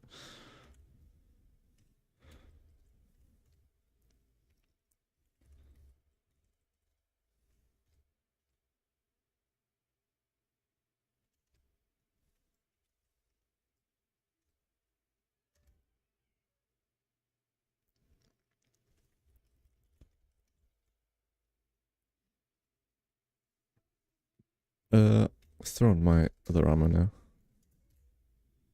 Should be good for poison. Ah. You gonna move? No.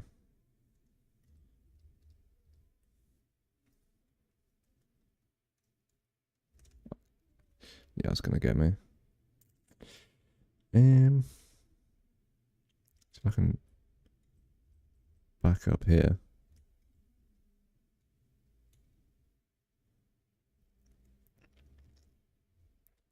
Okay, that thing's gone.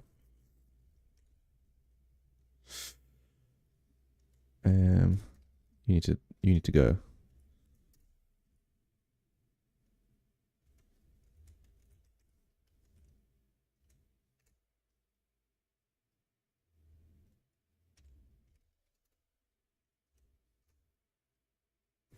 God damn. The close calls are crazy.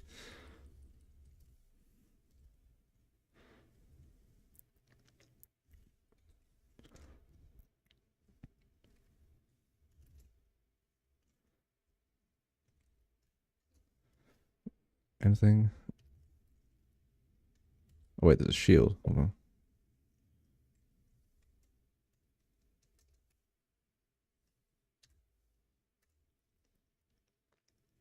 Scary, yeah.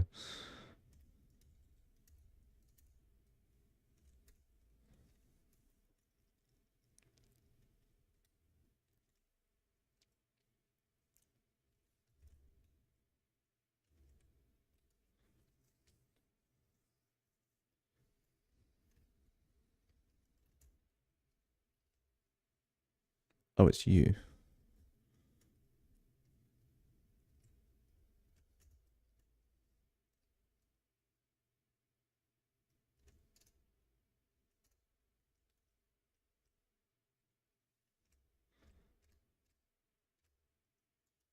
Oh, we've been shafted. Fantastic.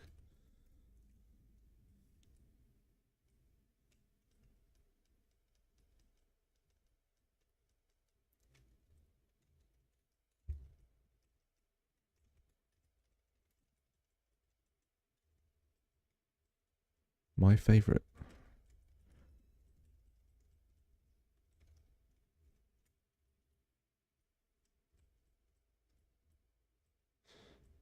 Oh, fuck. Okay.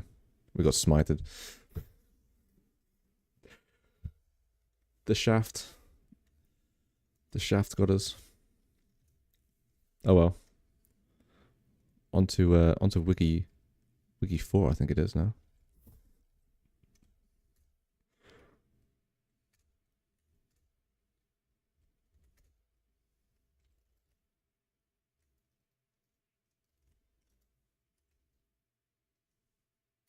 Wiki 4. Oh wait, shit.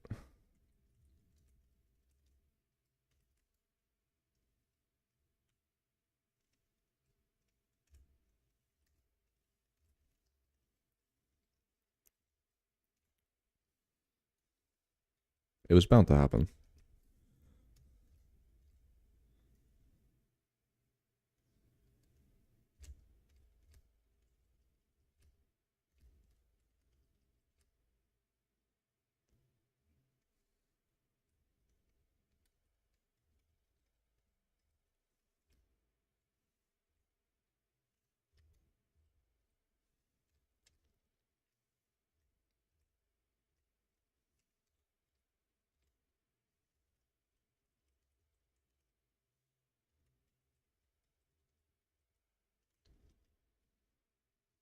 I feel like it's just people from the DCSS Discord server in my chat left. I'm not sure if there's anyone here that like isn't familiar with the game already.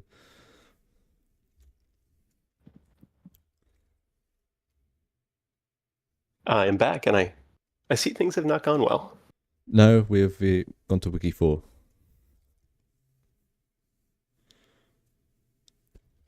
We got shafted, and then there was a group of orcs, and I got smited.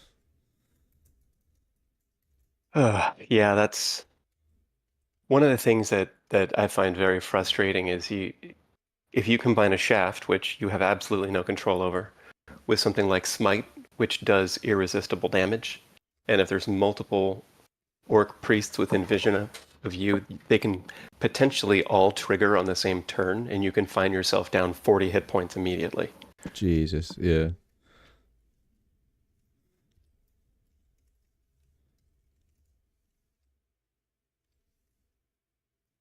Oh, there's some fancy armor there.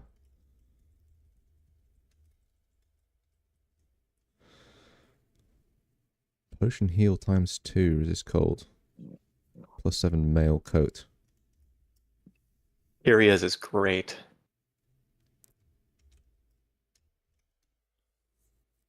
What does this do? I've never come across this before. This potion heal.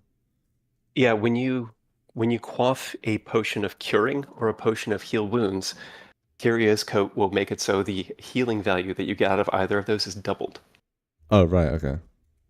So it's going to make it feel like curing potions are a lot closer to heal wounds, and a heal wounds potion is a massive heal. It's very unlikely that you're going to find better armor until you get way further in the game. That's one of the best kind of early game pieces of armor you can get. So you're guaranteed not to lose this one. Oh yeah, yeah. We're invincible now. Oh yeah.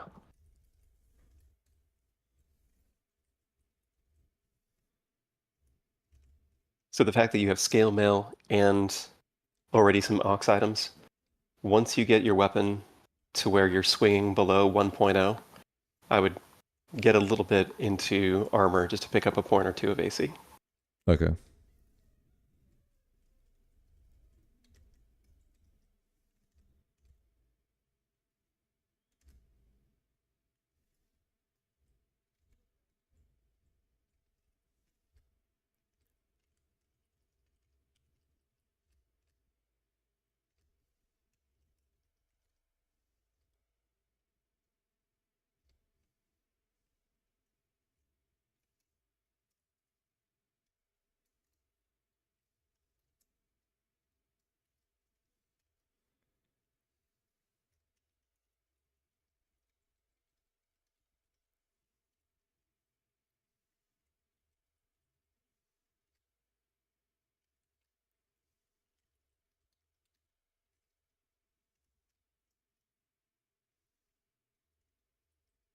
Nice to have gotten mutation out of the way. Yeah, true. Once you get degeneration ID'd as well, you have the potential to blind quaff things in an emergency and have less of a chance of it killing you.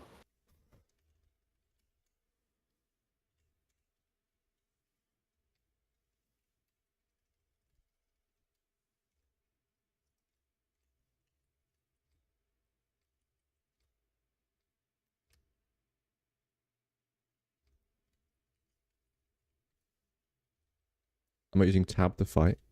Of course.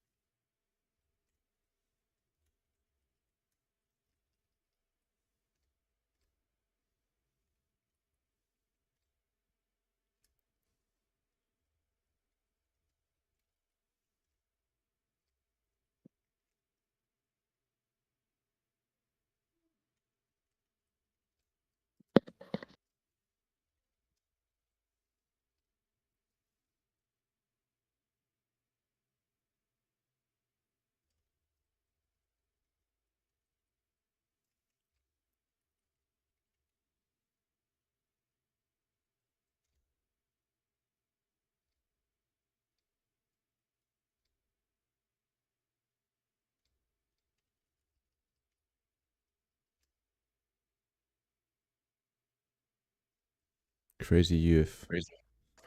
Hello. Probably not going to bother them. I already have a cloak. Yeah, that's a door that you're usually better off leaving closed. The fact that he has a weapon of chaos, the chaos is very unpredictable, and it can actually chain to do ridiculous things in terms of damage. Yeah, it can be Between rough. Yeah, it can get really rough, slowing or paralyzing you, or all sorts of things.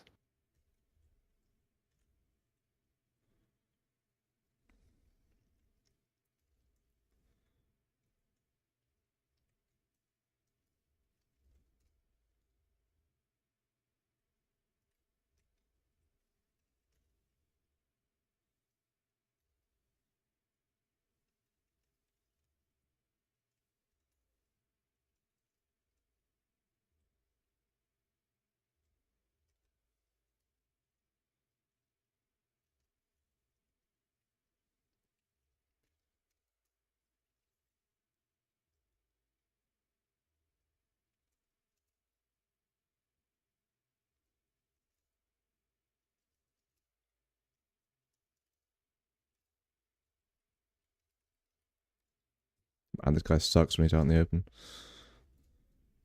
I hate Grinder. There we go.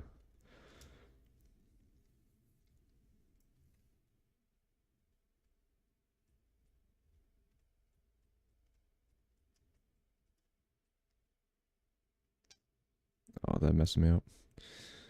See if I can back down here.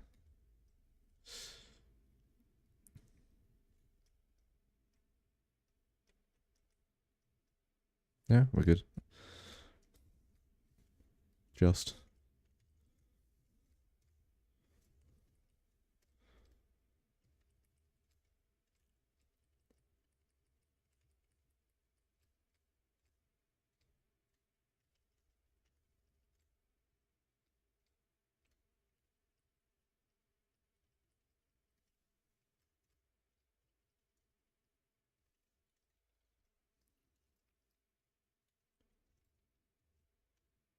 Aquari? No. Okay.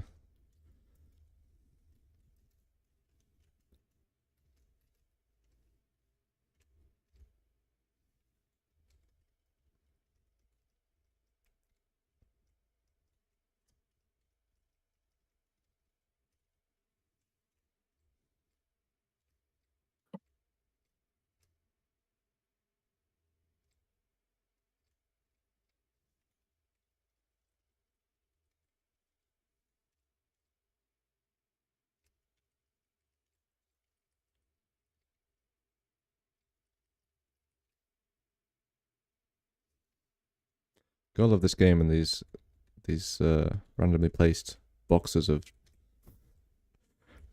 devilish creatures.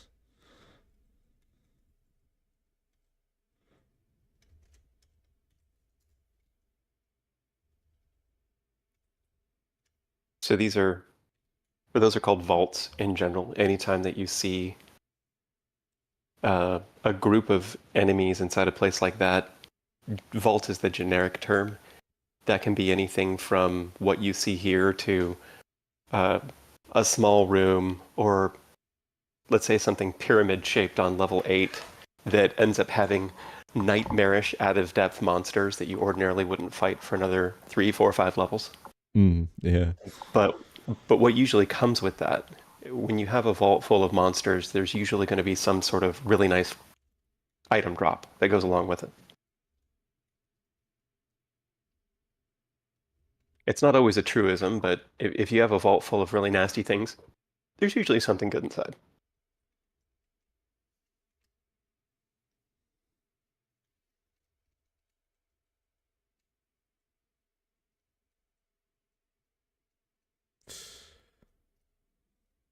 Oh, I've got the smite thing again. There's 2 of them. I think I'm dead here. Not a lot I can do. Try teleport, I guess. Okay, yeah. Do you have the ability to quaff anything? Remember, you have that double healing. Oh, true, yeah. I had curing.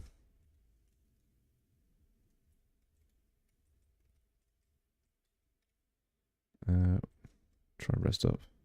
Oh no, they know I'm here. Well, this one does anyway.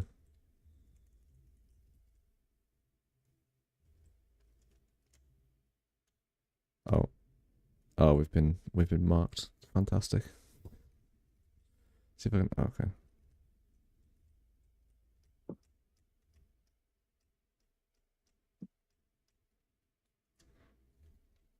Well, we're in a corridor. I think that's it. Okay, no, that's not so bad.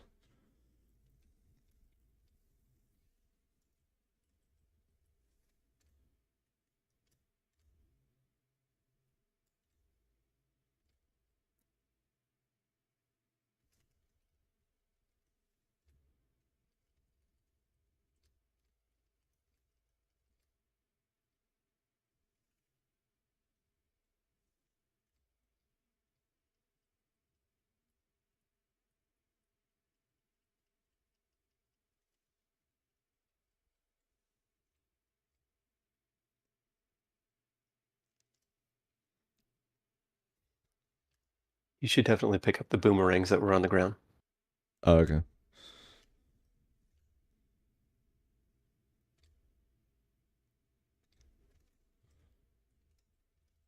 I'm good for after the fact advice.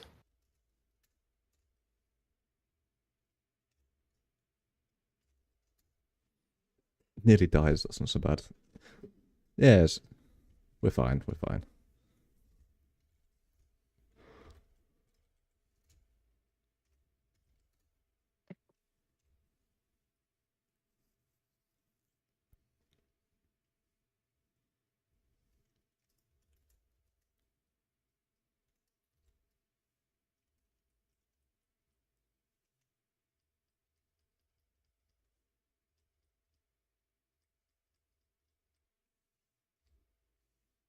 Oh, it's Jeremiah. This guy sucks. Jeremiah dies to poison pretty easily. A lot of the time, if you're throwing darts at him, they Oh, will okay. go through. They'll go through his butterflies and still hit him.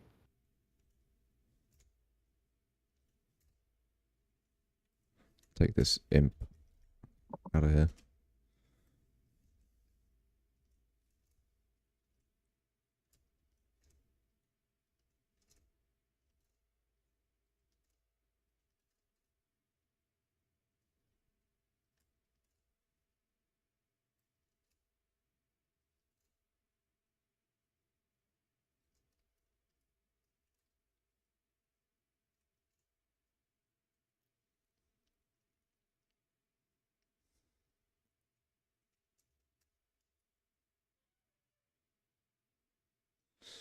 Mm, it's pretty Not stacked. sure you're gonna. Yeah, go on. Go ahead. I say I'm not sure he's gonna die faster than you're gonna run out of darts. Yeah, I'm gonna have to just approach him, I think. Oh, he's blinked away. When you're fighting with him, try to break line of sight and kind of go around a corner to make him get close as possible to you. A lot of the time that can open up enough space so that you can walk towards him without there being a butterfly. Oh, okay. Yeah, it's just pretty open here. Don't know. I don't know if I could get down to like down. Well, the real downside about the stuff down below is you don't know if there's another monster around the corner, Yeah, that's true. but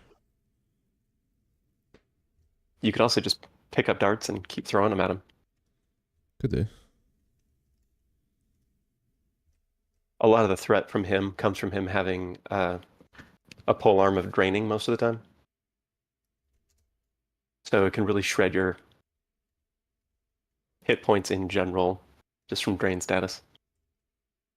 Looks like you're taking him pretty well. Just picking up darts and pluck him right at his face. I think will work out. Yeah, should be good.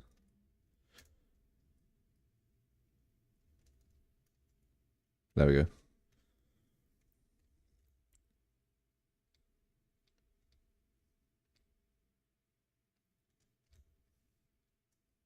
As you said before, a lot of problems in the early game can be solved by frantically throwing anything you can get your hands on. Pretty much, yeah.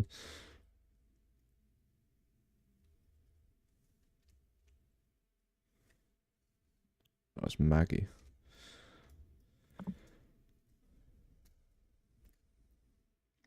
Would like to net her, maybe.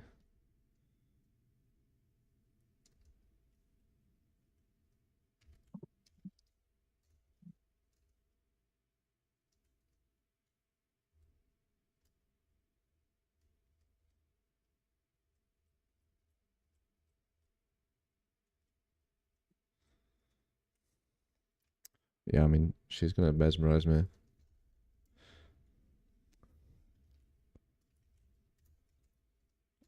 I believe the net.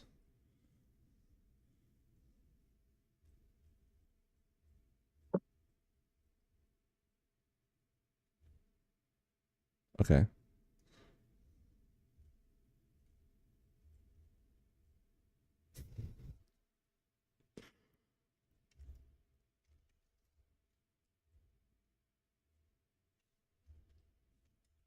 The armor actually saved me, I think, though. I think it did, yeah. Really high quality armor.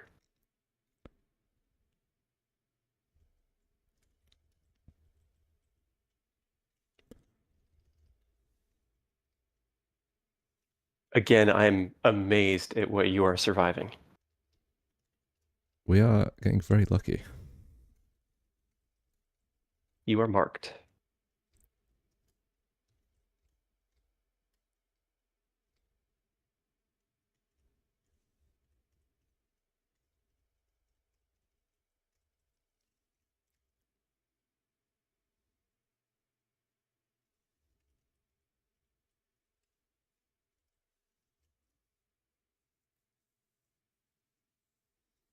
Guardian Spirit. Okay. I mean, might as well, I guess.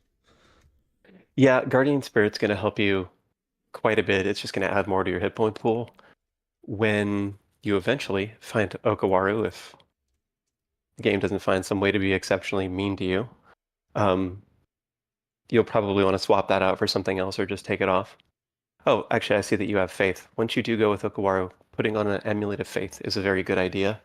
It'll make it so you get your Okawaru gifts very quickly, Okay. and make it so you can spam Heroism Finesse just a little bit more. The only downside to Faith is that when you take it off, you lose a lot of your piety. True. But that's really not that. It's really not that big of a downside if you use it to get to the max possible piety very quickly. What you're really hoping for is getting to max piety, and Okawaru offers you like gold dragon scales and an evening star or something like that. Oh yeah.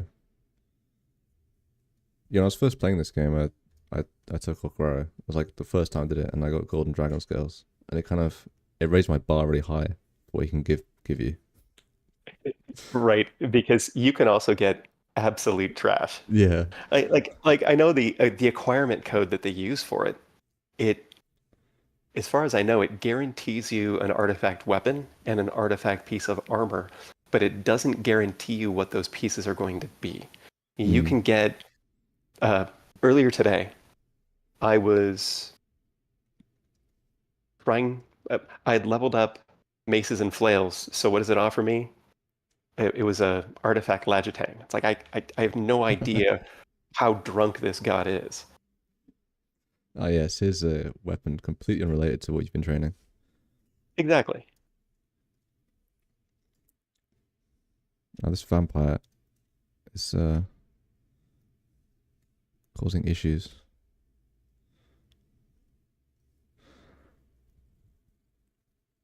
If it is make or break for some reason and they're invisible, a revelation scroll can identify where they are, but usually before that, if it gets really bad, I would just teleport.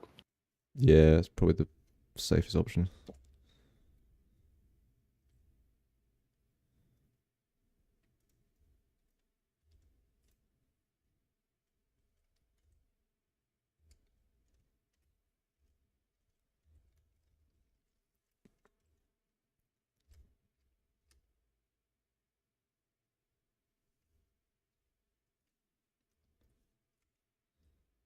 I should have done your trick with the exclusion zone because we're right back at him now. Although we've got away from him. Could get some darts maybe on him. He's immune to poison. Oh, okay. Well, never mind then. All undead are immune to poison. I see. Okay. Yeah, just leave the level. Don't deal with him at all. He doesn't run faster than you do. Okay. Yeah, he's gone invisible as well. So.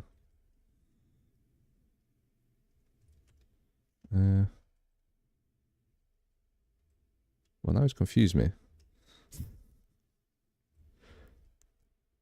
This does complicate things. Managed to get away there.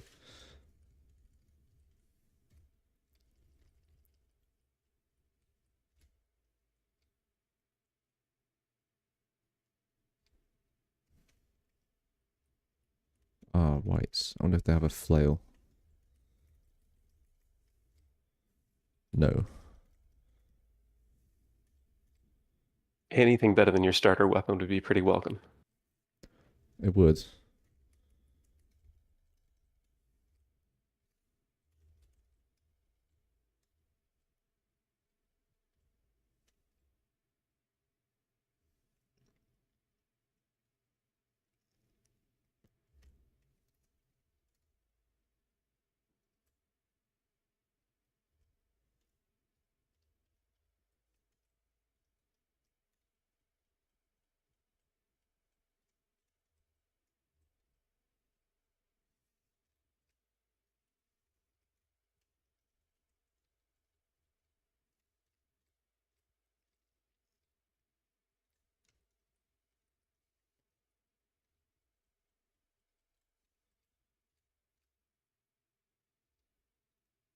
So obviously there's some time dilation here, but I saw you throwing a dart at Blorkula the Orcula.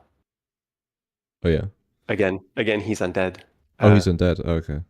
Yeah, examining enemies, uh, X and then V to examine the enemy will usually give you a good idea of how best to fight that specific enemy. A lot of the time there's something extra that you can do that'll make a lot of these guys easier.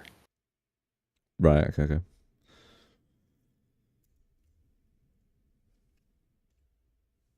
And as generic advice, there's a staff of air on the ground.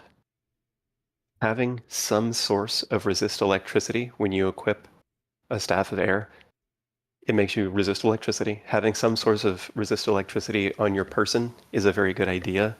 There is a unique called Nicola that you'll frequently encounter in the S branches, and they have chain lightning. So having something you can swap to, it's one of those things that you kind of pack rat and just keep on you.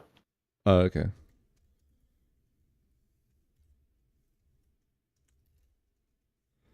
Let's see if there's any like flail I miss. No. Not a whole lot.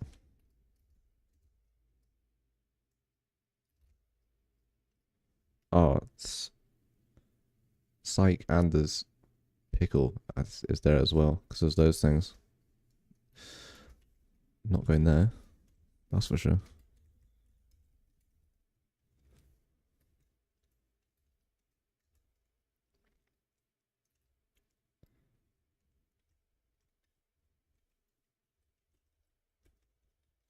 Psyche is really unpredictable.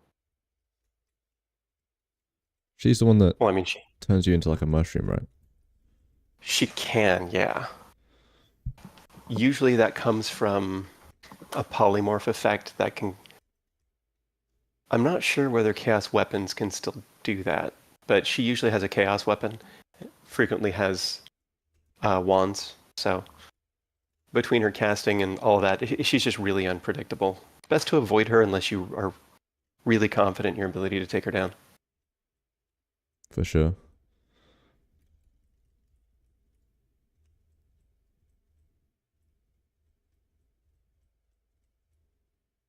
Umalakas's comment is right on point. That Mesa Holy Wrath in your game, Oh yeah. very good against all the undead you've been struggling against. Would it be worth going back and killing the vampire? Absolutely. Okay. Well, it'll be good for everything you fight in the future. Generally speaking, any difficult enemy is best fought when they are now a trivial enemy. So if you don't have to fight that guy, I wouldn't bother. But having it on hand, in case you come up against some other undead, it's a good idea. Okay, okay.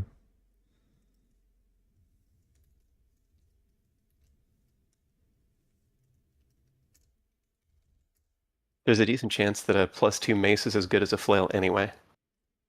You would have to equip it, hit at, and see where it's at.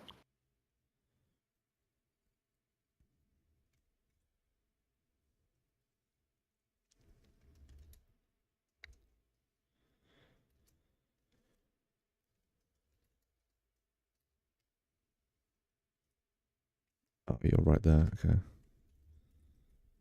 Damn, they are stitch me up with where I can go.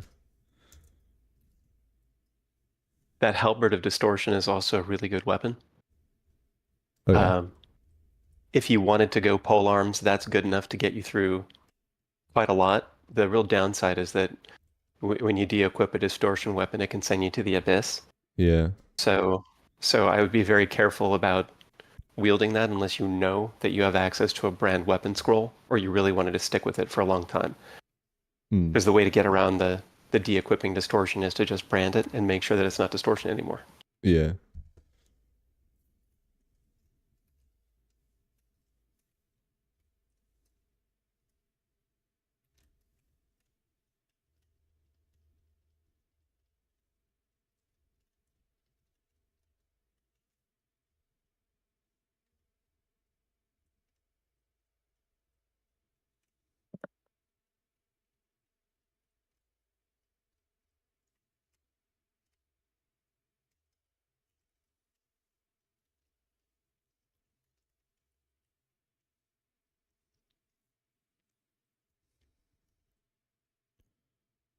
level was our armor? Oh, +7. Okay.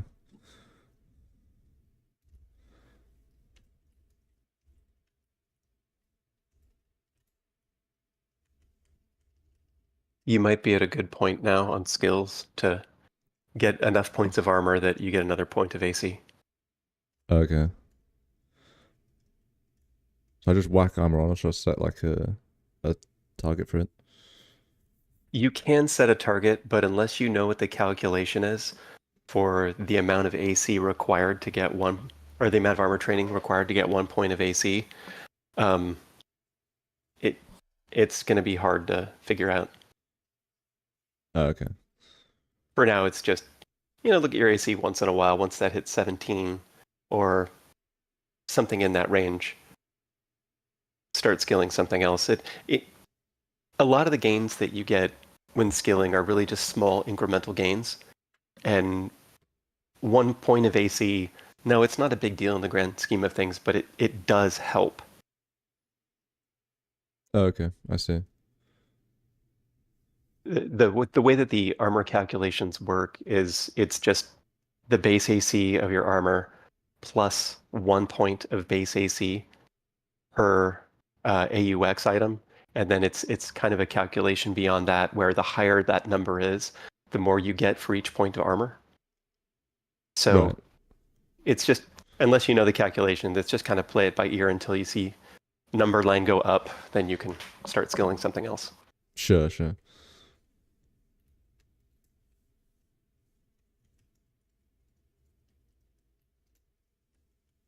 There's a two-headed ogre. Fantastic.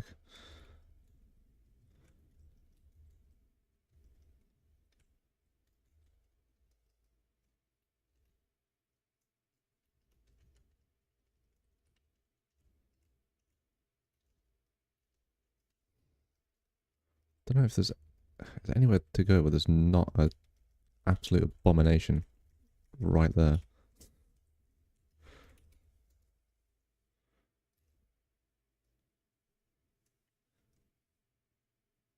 Okay, might be able to poison this guy.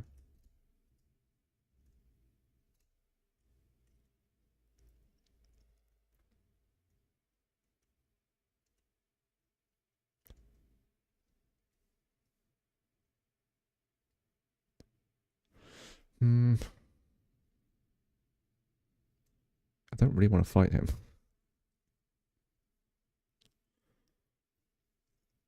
I don't think there's nowhere else to go other than where the psych on one of them, psyche.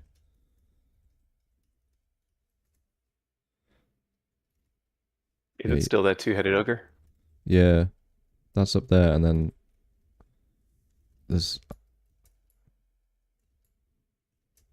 those are the only all the ways down are covered by something or other. What consumables do you have to deal with the two-headed ogre? I know you have those poison darts. I got poison darts, yeah. The boomerangs as well, and that's it. Well, I have a wand of paralyze.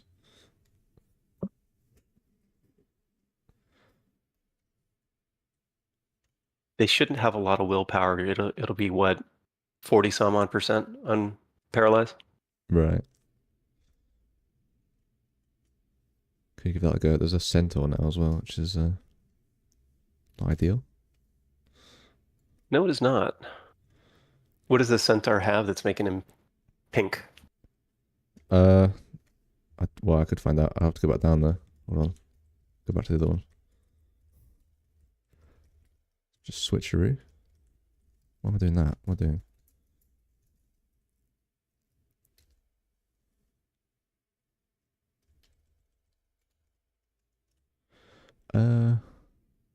It's not pink anymore. Unless there's a different one. I think there might be more of them. Yeah, let's try this then. Okay. Well.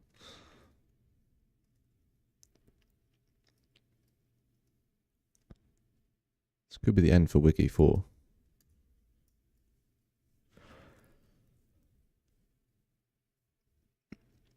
Do have a blink scroll. Could bring him up. And then blink away. Try and get some poison on him. Poison and then running while the poison does its work goes a long way.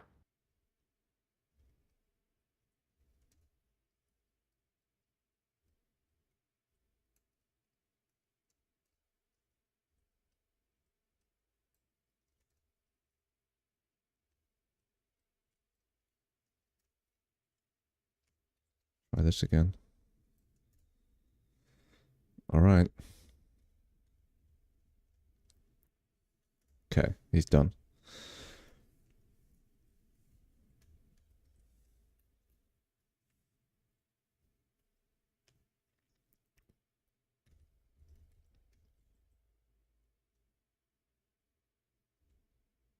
Oh, you're here as well now. Okay. Damn, this... So I can see that you got a point of AC out of your armor skilling. You probably haven't had to put very much into armor so far. Might be a good idea to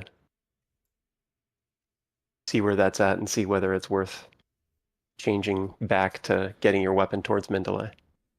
Yeah, it's on 2.5 armor. Okay. Well, I mean, at that point, you can decide either to just put more points into armor because it's still not very expensive. Yeah. Get a little bit more AC out of that still. I had Actually, I had fighting and maces on as well. yeah, looking at the relative costs of those, just training armor for a little while is not a bad idea because you can pick up 4 more points of armor for the price of 1 more point of maces and flails. True, yeah. So getting that up to 8 or 10 is not a bad plan.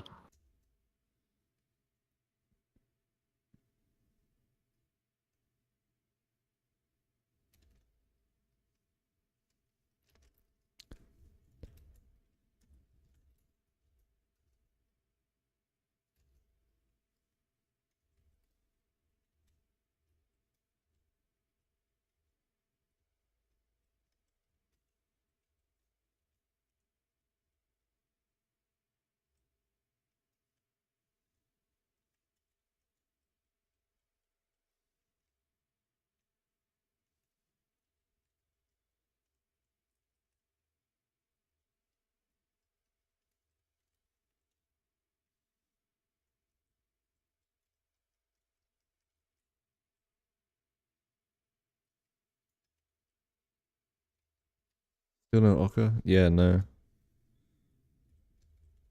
Not yet.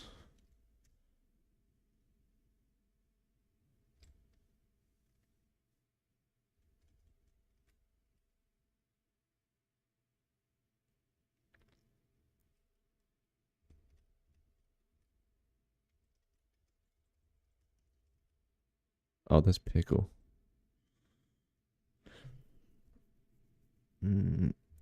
Yeah, I kind of want to be near these stairs.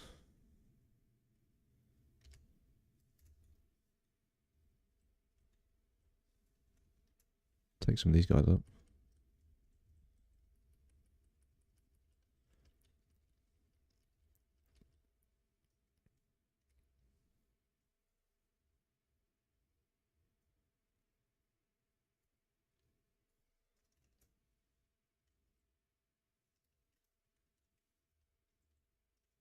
Pickle's usually not that big of a threat unless he has an electrical whip.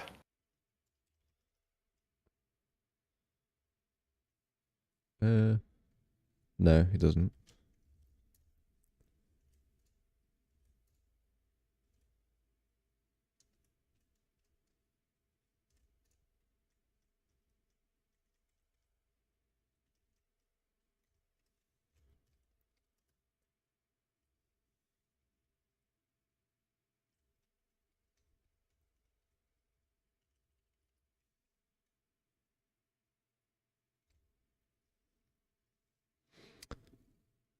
Oh, what's this? Invisible, resist poison, strength -2. Yeah.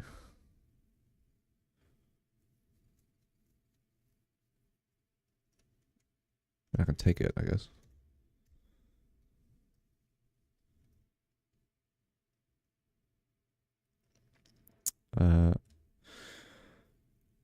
Okay.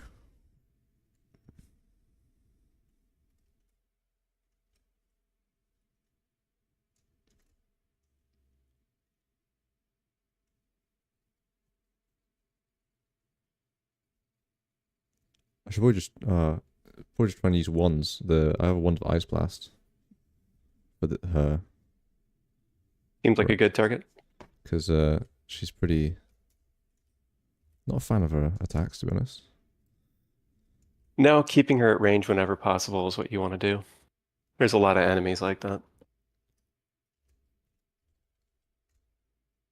Yeah, that did the trick. Wands of Ice Blast are honestly exceptionally powerful. They can deal with a lot of really nasty stuff. With that in mind, you have the Paralysis Wand, you have Ice Blast. Wouldn't be a bad idea to get some points in evocations. Oh, okay.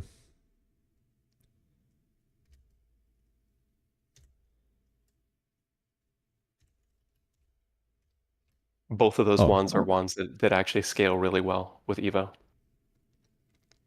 There's a lot of monsters that don't have a lot of willpower, and having, let's say, 4 or 6 points of evocations will be the difference between a struggle and paralyzing them, walking up and just beating their head in.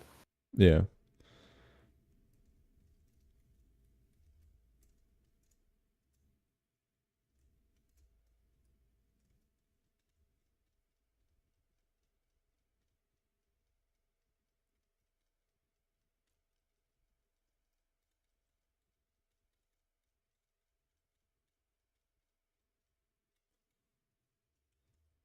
Pretty sure, yeah. Crowd's down here. Nice. Good stuff.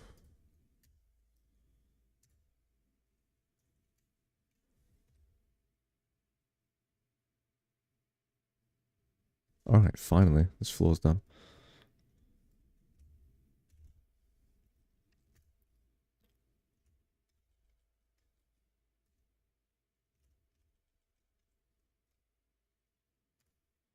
You should get that Faith Amulet on. Oh, yeah.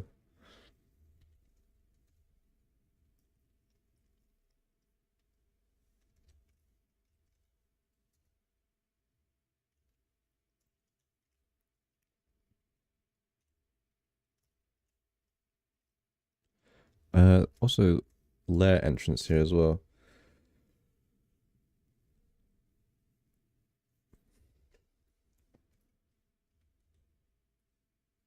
Do you reckon I should go down? I'd normally go down here if I was a Minotaur at this point. Then again, I don't have the best weapon in the world.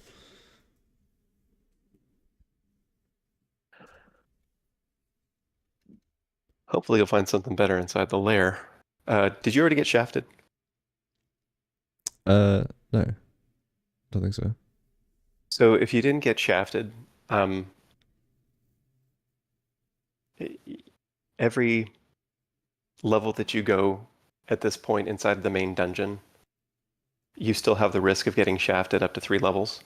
So Oh, okay. it's still probably not a big deal to, let's say, explore dungeon level 9 and 10. It kind of depends on the consumables that you have.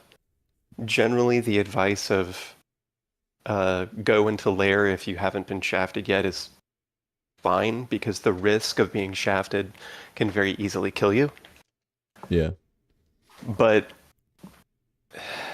there's plenty of stuff inside of the lair that's nasty too. Like, you can walk into the lair and immediately see 6 death yaks. Right, yeah, yeah.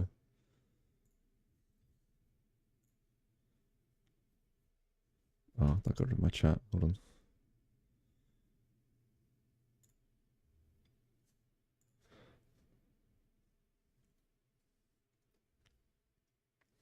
I would have put on resist poison armor for lair. Yeah, true. Although we have resist poison ring, on.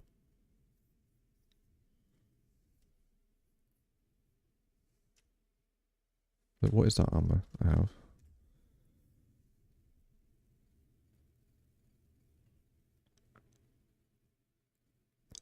-2 strength.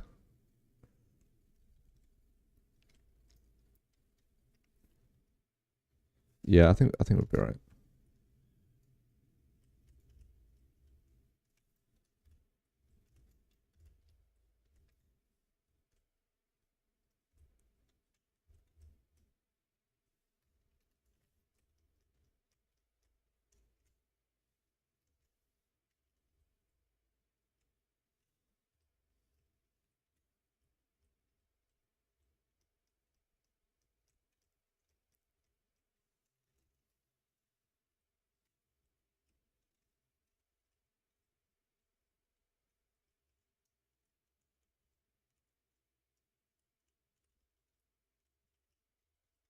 Does not want to fight me for some reason.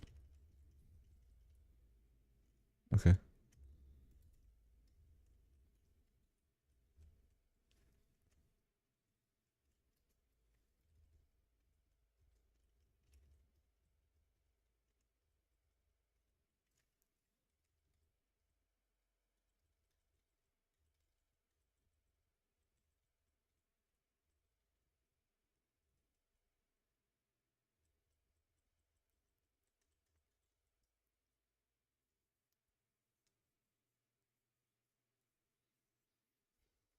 How much throwing have I trained? I usually get 2 in throwing for darts, nets, and boomerangs early on. I don't think I've trained any throwing. Yeah, not a bad call, actually. You're going to get a lot of gifts that are throwing based. True.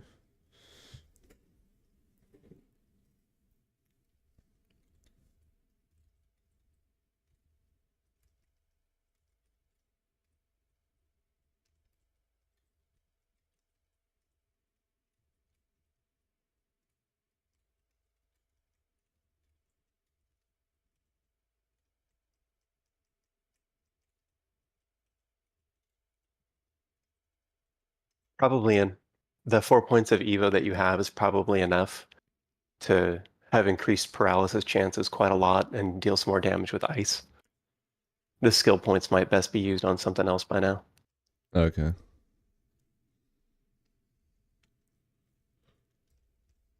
Should I take this off and then I should leave it like this, or I should be okay, right?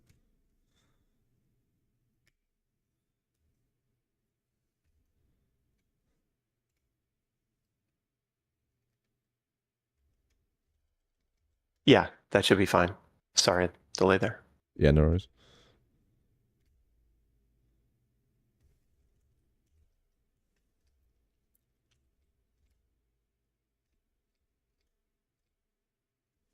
Oh, elephants.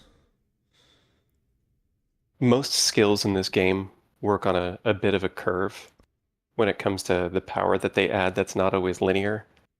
Like once your weapon, the early weapon skill, as you get up to min delay, provides far more benefit than weapon skill beyond min delay, because weapon skill that you put further than that just gives you a percentile increase to damage. But throwing is not like that. Okay. Throwing increases damage pretty linearly for things like boomerangs and javelins. So training throwing quite high actually gets you very good returns. Not uncommon if you're a strength fighter of Okawaru to be throwing javelins for like 75 by the end of the game. I see. Okay. Mountain dwarfs don't have good throwing aptitudes, but that's not necessarily a big deal when it comes to getting a lot of throwing, because you have such good strength, weapon, and armor and shield aptitudes that you'll have extra points that you can put into throwing to get it pretty high.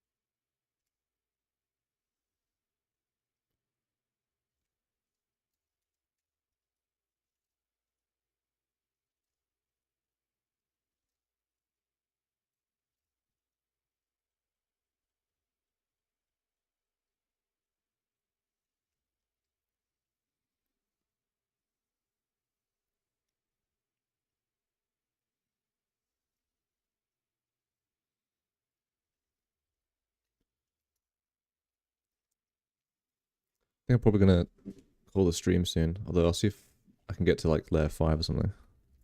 That'd be a good place to leave it for today. So I'm gonna stream as well tomorrow.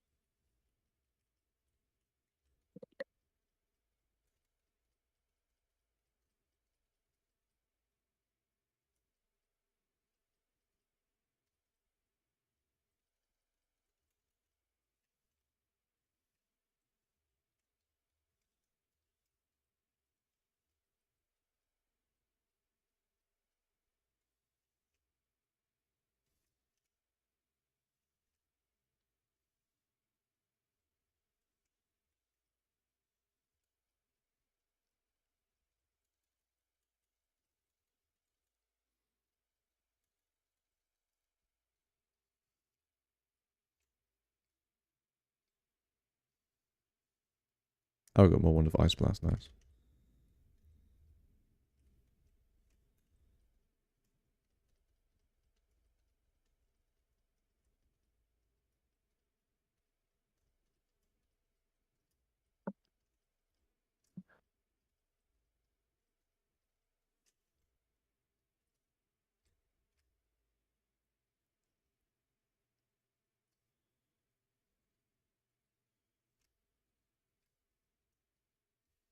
Jesus.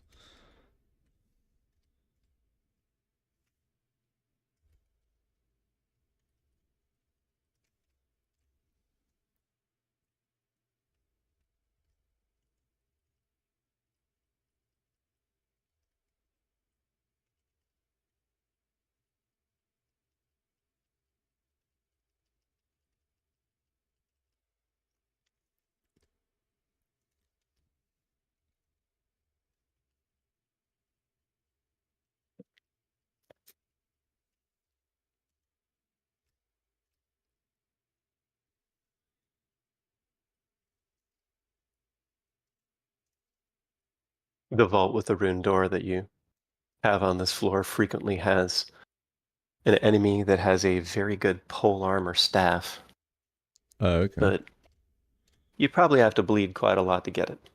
Probably, yeah.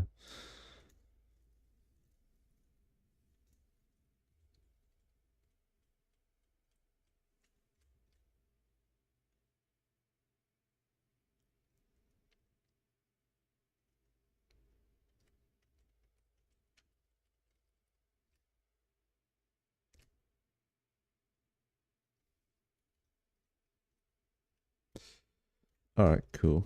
Down we go. I know, lots of stones.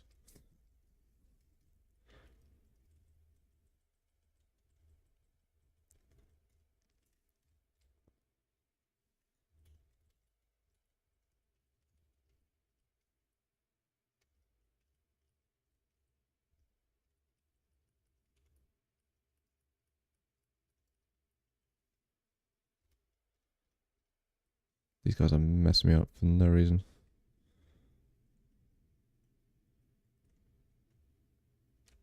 Blink frogs are dealt with really easily with poison darts, too. A whole lot of poison darting going on.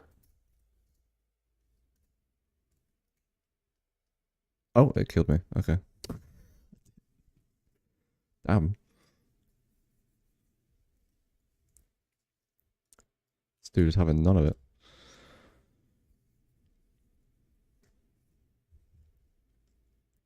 That's the thing. You can just be absolutely smacking an enemy and it turn around and go, actually, you need to die now.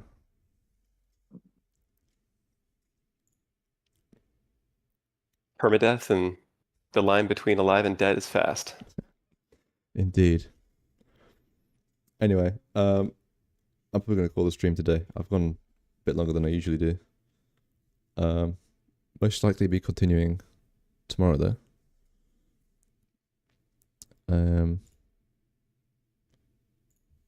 With Dungeon Crawl. We'll start a Wiggy 5, I think it was.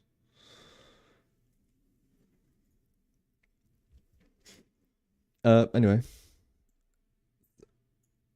Oh, we still have 10 concurrent viewers. Damn. I was expecting this to be less people by now.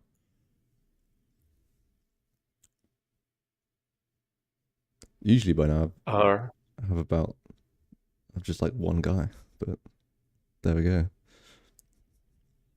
All right. Well, you take care. Have a good evening. Yeah, you too, man. See ya. Have a good one.